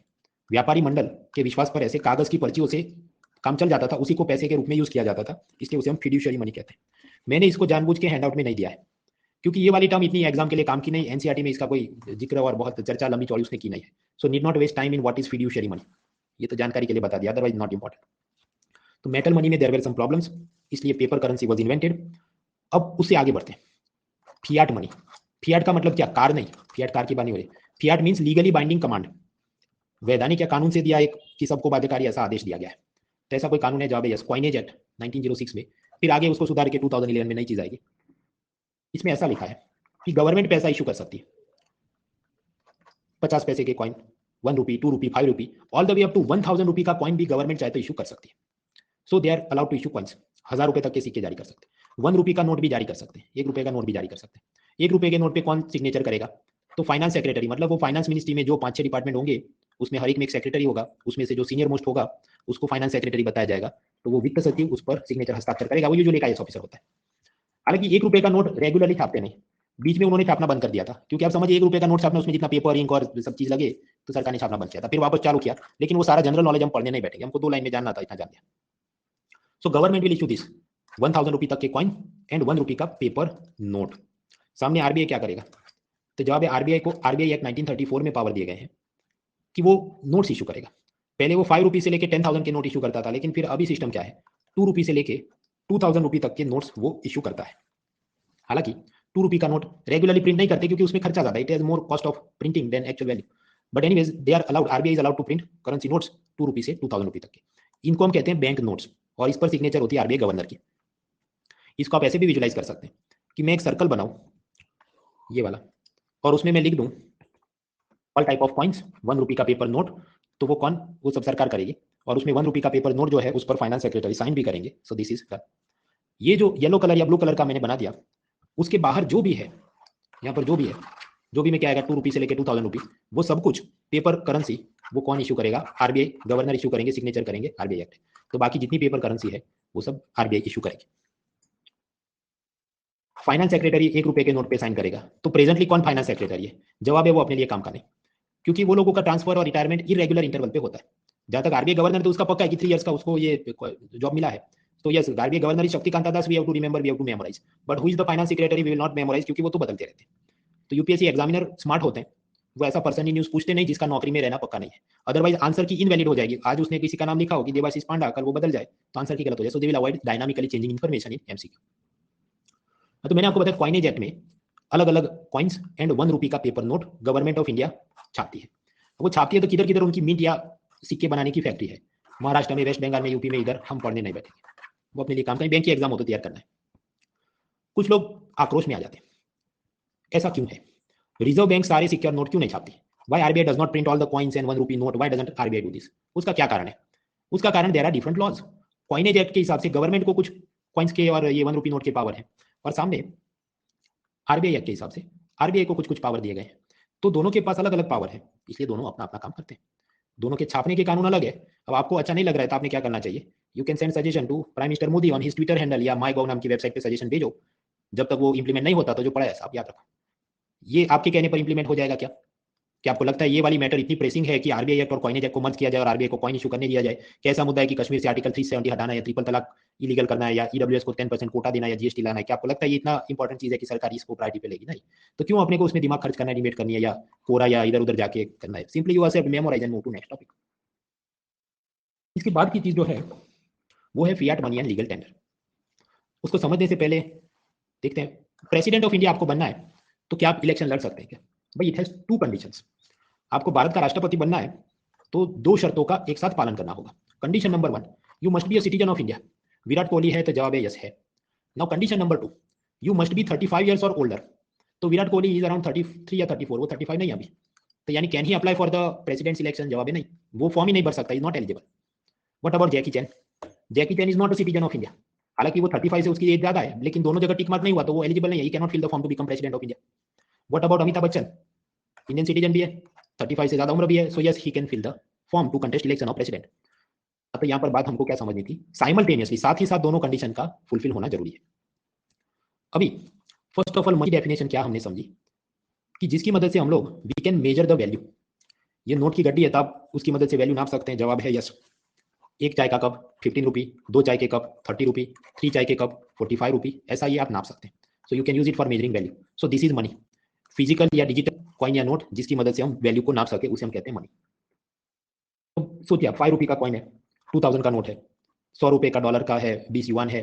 मार्शल आइलैंड वो एक देश है जहां पर डिजिटल करेंसी चलती है, एसओवी नाम की डिजिटल करेंसी। तो ये सारी की सारी चीजें आप देखिए, कंडीशन नंबर 1, क्या ये फिजिकल या डिजिटल फॉर्म में है, कॉइन या करेंसी नोट के रूप में है, दैट कैन मेजर वैल्यू। क्या आप उसकी मदद से ऐसा वैल्यू नाप सकते हैं कि 1 चाय का कप इतना रुपया, 2 चाय का इतना? Yes. So yes, condition number 1 is fulfil, it is money. Second condition, साथ ही साथ दूसरी शर्त, क्या ये वाली करेंसी किसी किंग, किसी क्वीन, किसी गवर्नमेंट, किसी सेंट्रल बैंक जैसे आरबीआई ने छापी है? तो जवाब है हाँ। मतलब इन केस ऑफ युआन वो पीपल्स बैंक ऑफ चाइना ने छापा होगा, लेकिन वो उसकी सेंट्रल बैंक तो है, तो हाँ कंडीशन कंप्लीट हुई। So both the condition completed, तो हम कहेंगे दिस इज फियाट मनी। तो फियाट मनी की क्या, ये सब वैधानिक मुद्रा है, कानून से बनाई गई, तो ये इस हिसाब से दोनों कंडीशन को फुलफिल करती है। What about bitcoins? हम लोग बिटकॉइन तक पहुंचेंगे प्रोबेबली संडे लेक्चर में।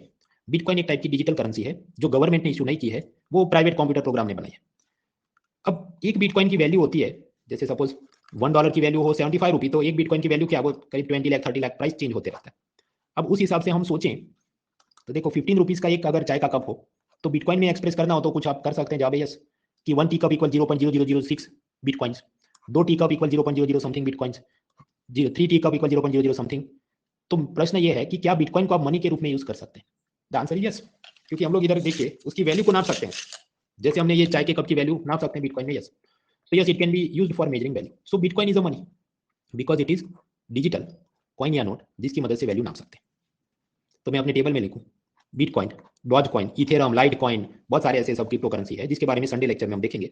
तो कंडीशन नंबर 1, क्या वो फिजिकल या डिजिटल कॉइन या नोट के रूप में है जिससे हम वैल्यू मेजरमेंट कर सके? तो जवाब है yes we can measure the value, तो ठीक हो गया। Second condition, is it issued by king, queen, government या सेंट्रल बैंक? तो जवाब है नहीं, ये तो कोई प्राइवेट कंप्यूटर प्रोग्रामर ने बनाया है इसे। तो यानी सेकंड कंडीशन नॉट फुलफिल्ड। तो जैसे विराट कोहली प्रेसिडेंट का इलेक्शन फॉर्म नहीं भर सके, this is not fiat money because both the conditions are not fulfilled. भले वो पैसा तो है लेकिन सरकार या केंद्रीय बैंक ने नहीं छापा, इसलिए उसको फियाट मनी नहीं बोल सकते,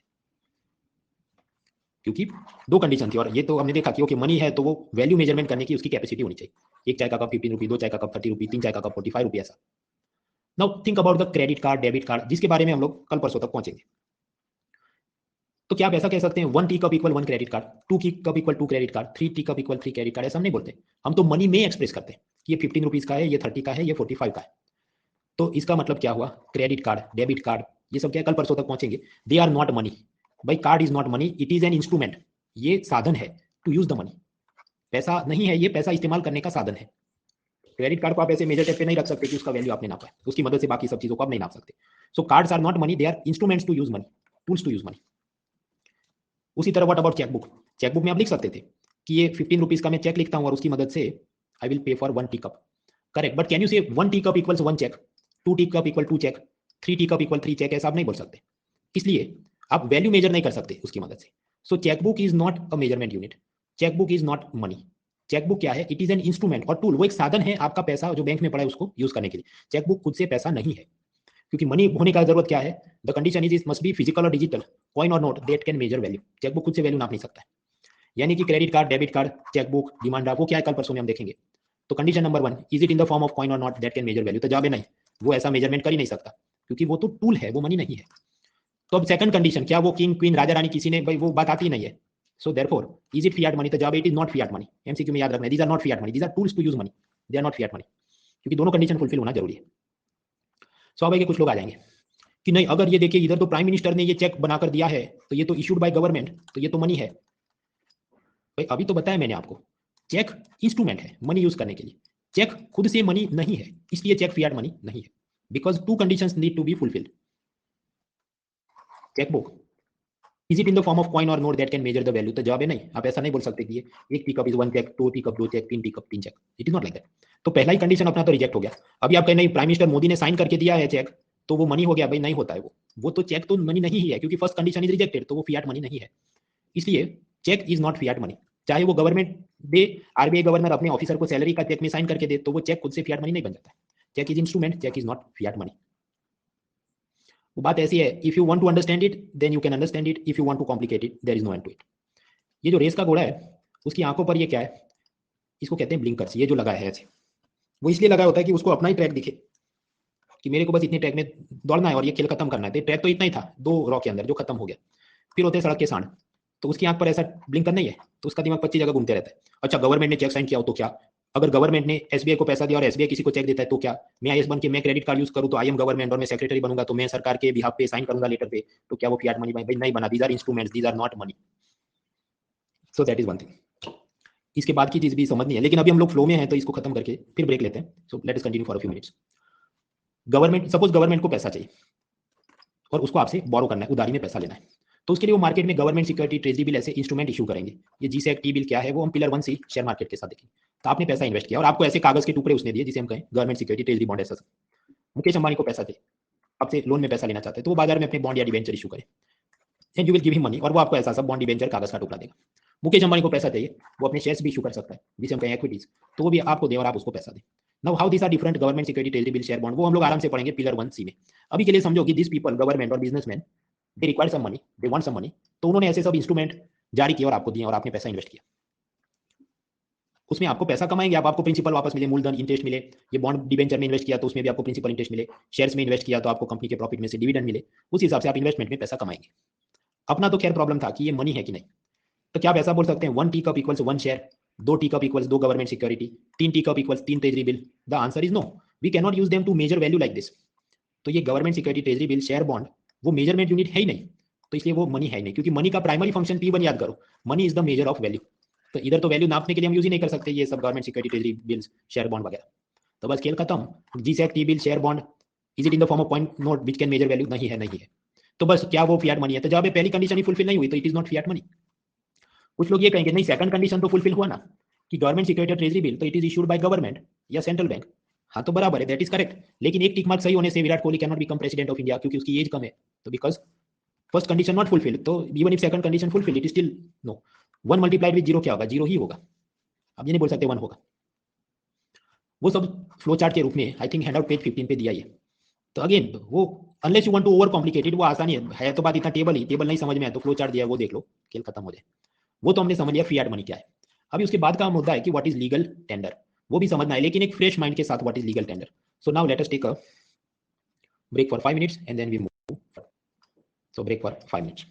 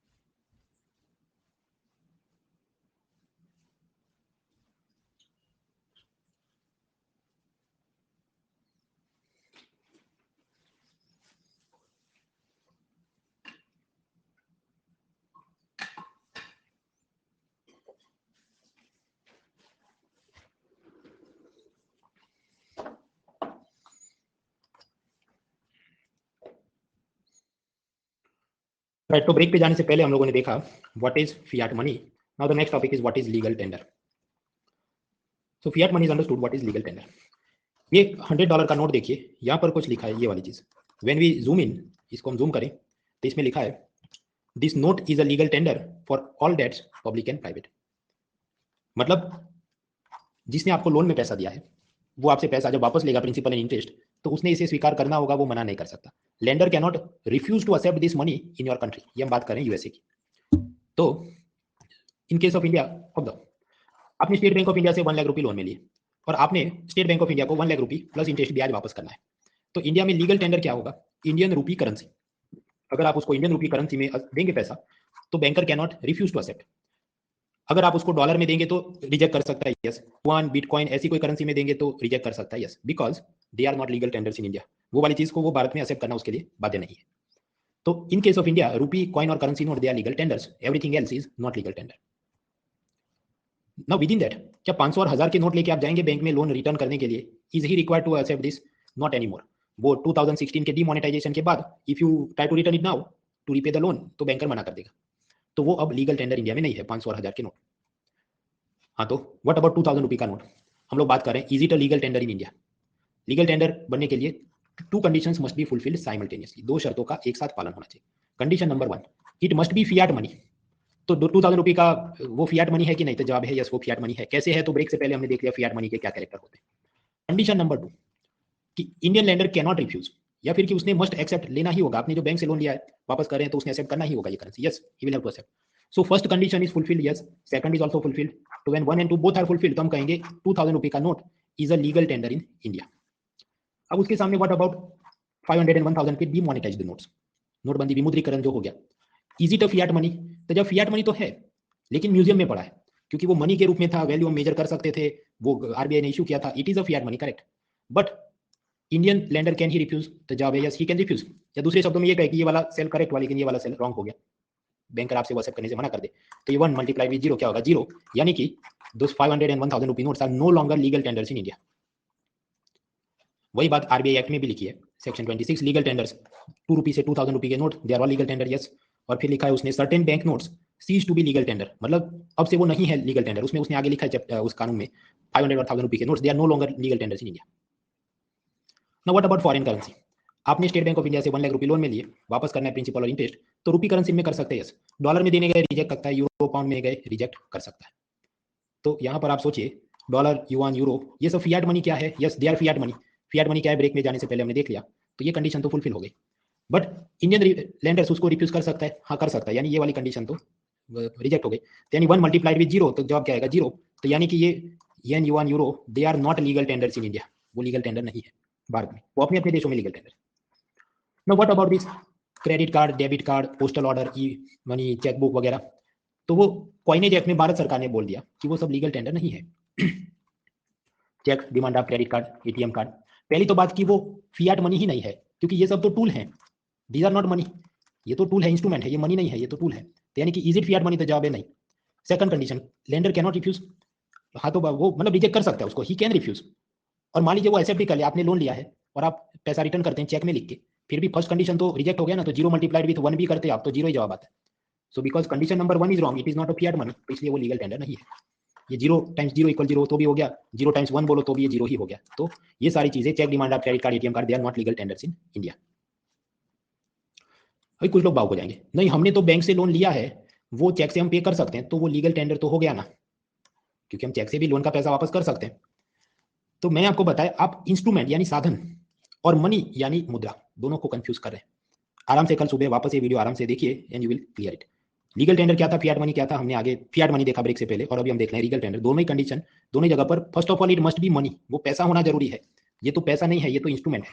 चेकबुक, डिमांड ड्राफ्ट, ये सब इंस्ट्रूमेंट है। फिर भी कुछ लोग ऐसे हो जाते हैं, नहीं ये यही है और ऐसा ही है, तो भाई आप एनसीईआरटी, सीबीएसई और प्राइम मिनिस्टर को आप लिखिए लेटर, आरबीआई को चेंज कर दे कि ये वाली चीज को लीगल टेंडर है, लीगल टेंडर है। जब तक वो होता नहीं तो हैंड आउट में जो पड़ा उसको एक्सेप्ट करो और आगे बढ़ो। नाउ ऑन सिमिलर लॉजिक, आपने लोन लिया है, आप लोन वापस करने जाएंगे, तब government security, treasury bill, Reliance company के शेयर, बॉन्ड, ऐसा सब में आप लोन का पैसा वापस करेंगे, then banker will reject it, he can reject it. हाँ, तो सोचिए, G sec, T bill, share, bond, casino coin, bitcoin. पहली बात, कैसीनो कॉइन मतलब ये कैसीनो में जो प्लास्टिक के सिक्के होते हैं। बिटकॉइन मतलब वो डिजिटल करेंसी है, गवर्नमेंट ने नहीं, कोई प्राइवेट प्रोग्रामर ने इशू की है, संडे लेक्चर में उसे देखेंगे। तो मैंने आपको बताया वो तो फियाट मनी नहीं है, तो यानी ये हो गया 0। और भारत में लैंडर उसको रिफ्यूज कर सकता है, एसबीआई का लोन चुकाने जाओ वो मना कर देगा कि मुझे ये नहीं चाहिए, मुझे रूपी करेंसी में दो। तो 0 मल्टीप्लाइड विद 0, तो जब क्या आएगा? 0। So this things are not legal tender in India. Government security, bill, share, bond, ये सब लीगल टेंडर नहीं है। तो मतलब लीगल टेंडर की 2 कंडीशन है, पहले तो फियाट मनी होना जरूरी है, एंड साथ ही साथ कंपल्सरीली, एंड उसका ये सामने वाला लेंडर उसे मस्ट एक्सेप्ट करे, ऐसा लीगल ऑब्लिगेशन आरबीआई एक्ट में या कॉइनेज एक्ट में होना जरूरी है। जब दोनों कंडीशन फुलफिल होंगी तो हम कहेंगे कि वो भारत में लीगल टेंडर है। जैसे 2000 रुपये का note which is a legal tender, बाकी जितनी भी चीजें आप बोलो, डॉलर नहीं, युआन नहीं, 1000 रुपये का डिमोनेटाइज नोट नहीं, फिल्म स्टार की करेंसी नहीं, गवर्नमेंट सिक्योरिटी बिल नहीं, डिमांड ड्राफ्ट नहीं, कैसीनो कॉइन नहीं, बिटकॉइन नहीं, none of them are legal tenders in India. तो ये हमने देखा। मित्रों, पृथ्वी पे सूर्य पूर्व दिशा से उगता है, sun rises in the east and sets in the west, पश्चिम दिशा में उसका सूर्यास्त होता है। और बाकी सब प्लैनेट्स में भी ऐसा होना चाहिए, but there is an exception. Venus, शुक्र ग्रह, वो ऐसा है कि वहां पर sun rises from the west, पश्चिम दिशा से सूर्य उगता है। तो हमने अब तक क्या पढ़ा कि पहले तो लीगल टेंडर बनना है तो उसका फियाट मनी होना जरूरी है।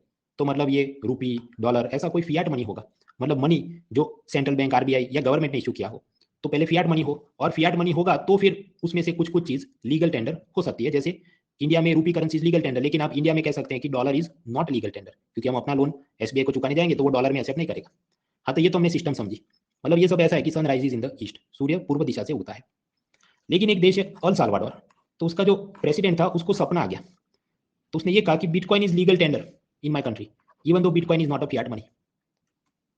फियाट मनी तो बिटकॉइन है ही नहीं, क्योंकि वो तो प्राइवेट प्रोग्रामर ने इशू किया, तो वो तो सरकार ने या आरबीआई ने या सेंट्रल बैंक ने इशू नहीं किया, तो फियाट मनी नहीं है।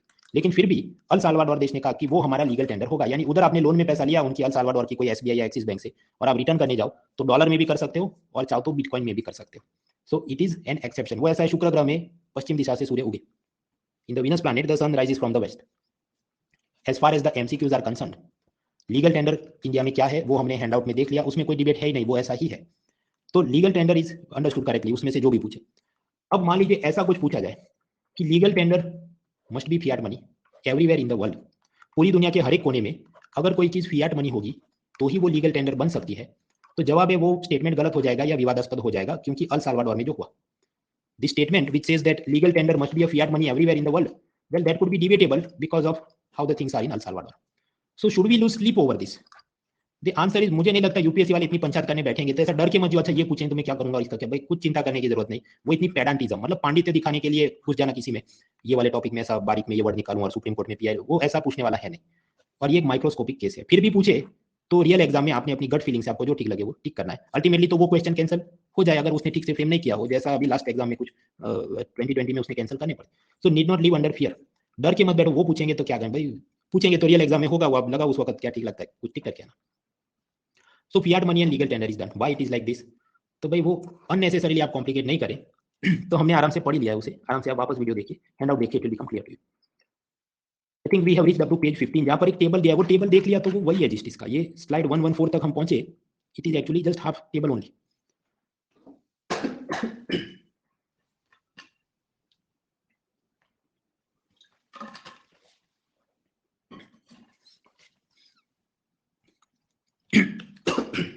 हाँ, तो fiat money and legal tender is done. Now the next question is what about commemorative coins, स्मृति सिक्के। अटल बिहारी वाजपेयी की बर्थ एनिवर्सरी आई थिंक 25 दिसंबर को होती है, जिसको हम लोग गुड गवर्नेंस डे के रूप में भी मनाते हैं।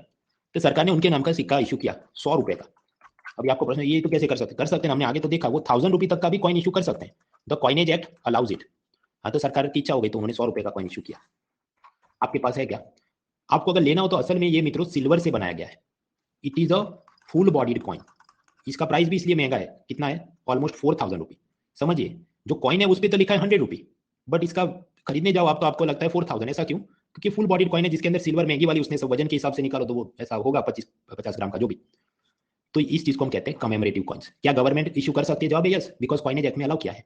तो क्या इसको हम फियाट मनी कहेंगे? जवाब है हाँ, फियाट मनी कहेंगे, क्योंकि मनी है, 100 रुपी है, गवर्नमेंट ने इशू किया, it is fiat money. But is it a legal tender? जवाब है it is not legal tender unless notified. RBI या गवर्नमेंट नोटिफिकेशन दे दे कि by the powers given to us in RBI act और in this coinage act हम कहते हैं कि ये लीगल टेंडर है, तभी, अदरवाइज नहीं। तो बात ऐसी, आपने लोन लिया हो एसबीआई से और आप उसको पेमेंट करने जाओ तो 100 रुपी का आप अगर नोट लेके जाते जो भी पर्पल कलर का आई थिंक हो, तो वो एक्सेप्ट करता है यस, बट ये वाली चीज को वो रिजेक्ट कर देगा। This is rejected because this is not a legal tender in India, because government has not notified it as legal tender. हाँ, तो आपने लोन लिया 1 लाख का और ये आप वापस करने गए तो कमेमोरेटिव कॉइन होगा, तो बैंक मैनेजर मना कर देगा कि सिवाय के सरकार बोल दे if the government says this is legal tender तो एक्सेप्ट करे, otherwise will not accept, so this will not be accepted. So commemorative coins, स्मृति सिक्के, वो फियाट मनी हो सकते हैं पर लीगल टेंडर नहीं, सिवाय के नोटिफाई करे सरकार। Unless notified. फॉर एग्जाम्पल, ये 10 रुपए का स्वामी चिन्मयानंद का सिक्का गवर्नमेंट ने इशू किया 10 रुपए का, and at that time it was notified that it is a legal tender. तो ये ऐसा कमेमोरेटिव कॉइन, स्मृति चिन्ह है, स्मृति सिक्का है कि जो स्मृति में इशू किया और लीगल टेंडर भी है, क्योंकि गवर्नमेंट आरबीआई ने जो भी नोटिफिकेशन में बोल दिया। So if you have taken loan और आप इसको पे करने जाओ तो इसको एक्सेप्ट करेंगे, yes, because it is notified. तो ये फियाट मनी भी है, yes, and it is legal tender, yes, it is also legal tender.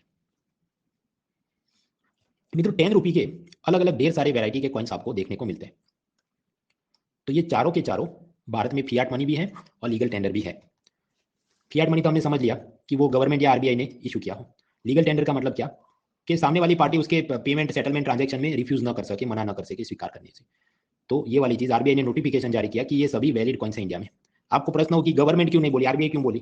भाई आरबीआई गवर्नमेंट के एजेंट के रूप में कॉइन का पूरा सर्कुलेशन का काम देखती है, तो आरबीआई बोले तो वो गवर्नमेंट ने बोलने के बराबर ही है। So RBI is empowered to speak this as an agent of the government that yes these are all valid things. ये हेडलाइन देखो टाइम्स ऑफ इंडिया की 2016 में, refusing 10 rupee coin in Uttar Pradesh में इनवाइट सीडिशन केस। दुकानदार लेने से मना करे तो राजद्रोह का केस होगा। राजद्रोह कैसे? भारत में रहते और भारत की करेंसी एक्सेप्ट नहीं करते तो वो सीडिशन, राजद्रोह है। ऐसा हो सकता है, हाँ, वो जो डिस्ट्रिक्ट मजिस्ट्रेट हो वो ऐसा केस कर सकता है।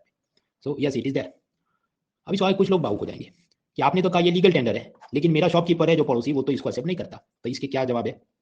पुलिस में जाओ, रजत शर्मा आपकी अदालत में जाओ, आमिर खान की सत्यमेव में जाओ, गूगल फॉर्म में मत आओ। I can not give you the justice, you go and ask justice there. I can only tell you what to take in MCQ. If it is asked in MCQ तो accept करो कि ये फियाट मनी और लीगल टेंडर है, खेल खत्म। उससे ज्यादा इधर कुछ अपने को डंडा लेना नहीं।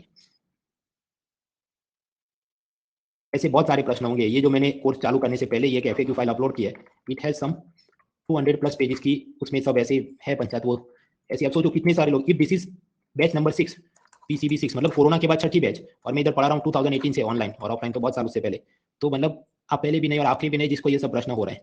मैं आपका मजाक उड़ाने के लिए ये नहीं बोला, मैं इसलिए बोल रहा हूँ because I want all of you to become like race horses. Race का घोड़ा बनना है आपने, सिर्फ इतना ही देखना है। इससे बाहर देखने गए तो आप सिलेबस कंप्लीट कर नहीं पाएंगे, अननेसेसरी विल वेस्ट टाइम।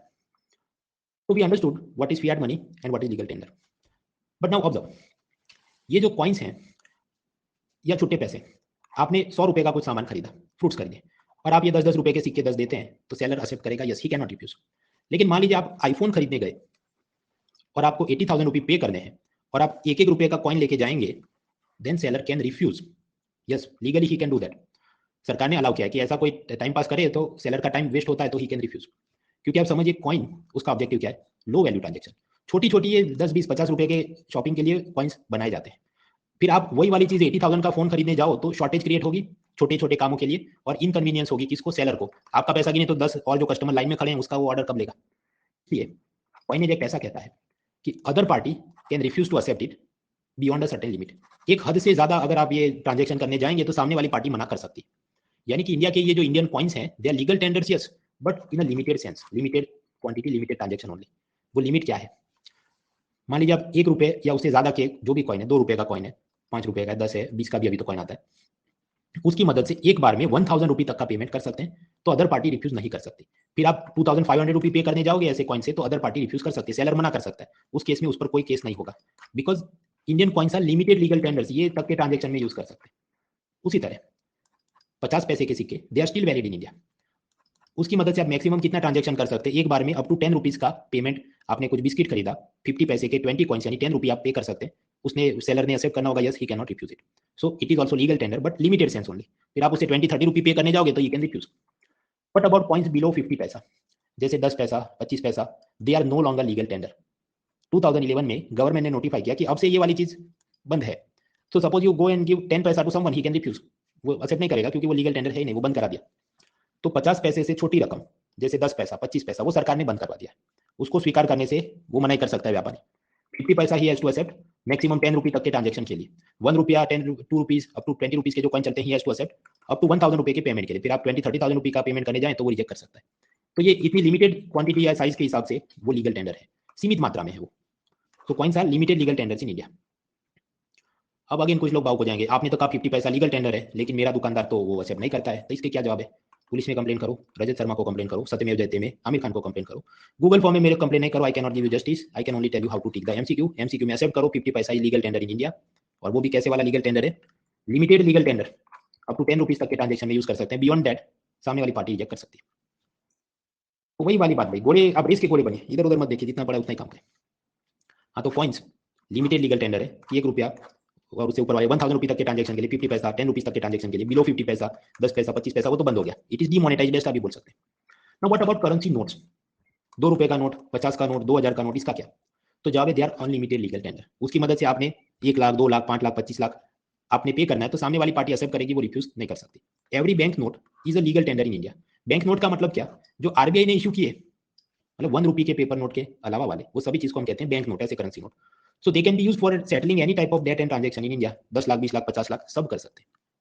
हालांकि we want to fight the black money, काले धन से लड़ना है, कर चोरी से लड़ना है, तो बहुत ज्यादा अगर कैश में ट्रांजेक्शन करेंगे तो लोग सब छुपा देंगे और इनकम टैक्स भरने से बच जाएंगे। वो कैसे? वो चीज हम लोग सेकंड पिलर में देखेंगे। तो इसलिए देयर आर सम लिमिटेशंस। वो ऐसा बोलता है, सपोज आपको बिल्डिंग खरीदनी है, मकान खरीदना है, अपार्टमेंट कॉम्प्लेक्स कुछ, तो बजट 2017 से कुछ ऐसा इनकम टैक्स एक्ट वगैरह में नियम बनाए हैं कि अगर 2 लाख या उससे ज्यादा आपने कैश में पेमेंट किया, सपोज बिल्डर को या किसी को, तो आप पर पेनल्टी लगेगी इतनी 100%, मतलब सारे का सारा पैसा सरकार ले लेगी, वो पेनल्टी लगेगी, जुर्माना। यानी 2 लाख या उससे ज्यादा का आप कैश में पेमेंट नहीं कर सकते, other party must refuse it. वो एक्सेप्ट भी करे तो क्या होगा, फिर रेड होगी, पता चले तो सब पैसा सरकार ले लेगी। तो in this sense we can say that bank note भी 1 हद से ज्यादा तो कैश यूज नहीं कर सकते आप। आपने वो कंपलसरी कैसे यूज करना होगा? फर्स्ट ऑफ ऑल आपने वो 2 लाख या उससे ज्यादा की रकम बैंक में डिपॉजिट करो, पोस्ट ऑफिस या गवर्नमेंट डिपार्टमेंट ऐसे कुछ में डिपॉजिट किया, और बैंक में आपने डिपॉजिट किया तो फिर चेक बुक से, ऑनलाइन बैंकिंग, कल हम देखेंगे ये सब, नेफ्ट, आरटीजीएस वगैरह की मदद से आप डिपॉजिट करो, सामने वाली पार्टी को पे करो, then there will be no penalty. फिर कोई इनकम टैक्स की रेट की चिंता नहीं, क्योंकि सब फिर वो तो ट्रांजेक्शन वाइट हो गया, white transaction. So yes, there are some limitations कि up to certain limit only you can use cash, beyond that you can not use cash. तो करेंसी नोट में भी आप पाएंगे कि it is not real life में, तो वो लीगल टेंडर तो है करेक्ट, लेकिन लिमिटेड है। लेकिन जहां तक एमसीक्यू की बात है, सिंपली यू एक्सेप्ट कि it is unlimited legal tender. MCQ में याद रखना है, कॉइन्स लिमिटेड लीगल टेंडर है, करेंसी नोट्स वो अनलिमिटेड लीगल टेंडर है। मतलब थियरी के हिसाब से 2 lakh, 20 lakh, 50 lakh, what ever amount आप पे कर सकते हैं। ऑफकोर्स आप कहेंगे नहीं वो तो प्रैक्टिकल सेंस में तो ऐसा नहीं है, आपकी बात बराबर है, देयर इज लिमिटेशन। लेकिन अपने को एमसीक्यू में जो एनसीईआरटी में दिया है उस हिसाब से टिक करना है। तो just go by textbook definition कि current bank notes issued by RBI, they are unlimited legal tender, means what? 2 lakh, 50 lakh, 5 crore, you can pay any amount and other party will have to accept it. तो for MCQ just accept that it is unlimited legal tender. Of course real life में कुछ limits हैं जो हम second pillar में देखेंगे कि 2 लाख या उससे ज्यादा का ट्रांजैक्शन नहीं कर सकते, चेक, डिमांड ड्राफ्ट, ऐसे सब टूल्स की मदद से करना होता है। फिर कुछ इधर उधर के टाइम पास क्वेश्चन। कुछ कॉलेज वाले कैश में फीस क्यों नहीं लेते, वो जबरदस्ती ऐसा क्यों बोलते हैं कि नेफ्ट, ऑनलाइन ट्रांजेक्शन या डिमांड ड्राफ्ट से लेना है, जबकि मुझे तो सिर्फ 25,000 की फीस भरनी है। तो उसका जवाब क्या है? 3 जवाब है उसके। पुलिस को जाओ, रजत शर्मा के पास जाओ, आमिर खान के पास जाओ, अपने को एमसीक्यू में करना है उतना मैंने आपको बताया। वो लोग ऐसा क्यों करते होंगे भाई? वो अपने एडमिनिस्ट्रेटिव कन्वीनियंस के लिए। आप समझिए कि आपको 25,000 देने हैं तो कॉलेज फीस भी कैश में पे कर सकते हैं, लेकिन वो जो कॉलेज का मालिक है उसको डर हो कि क्लर्क पैसा लेके भाग जाएगा, इसलिए उसने ये एडमिनिस्ट्रेटिव कन्वीनियंस के लिए कि तुम ऑनलाइन ट्रांसफर करो, ताकि मेरा कोई क्लर्क फाइनेंशियल स्कैम कर ही नहीं सके। तो उनका सब है, हमको हर जगह झंडा लेके खड़ा रहने की जरूरत नहीं है एमसीक्यू पास करने।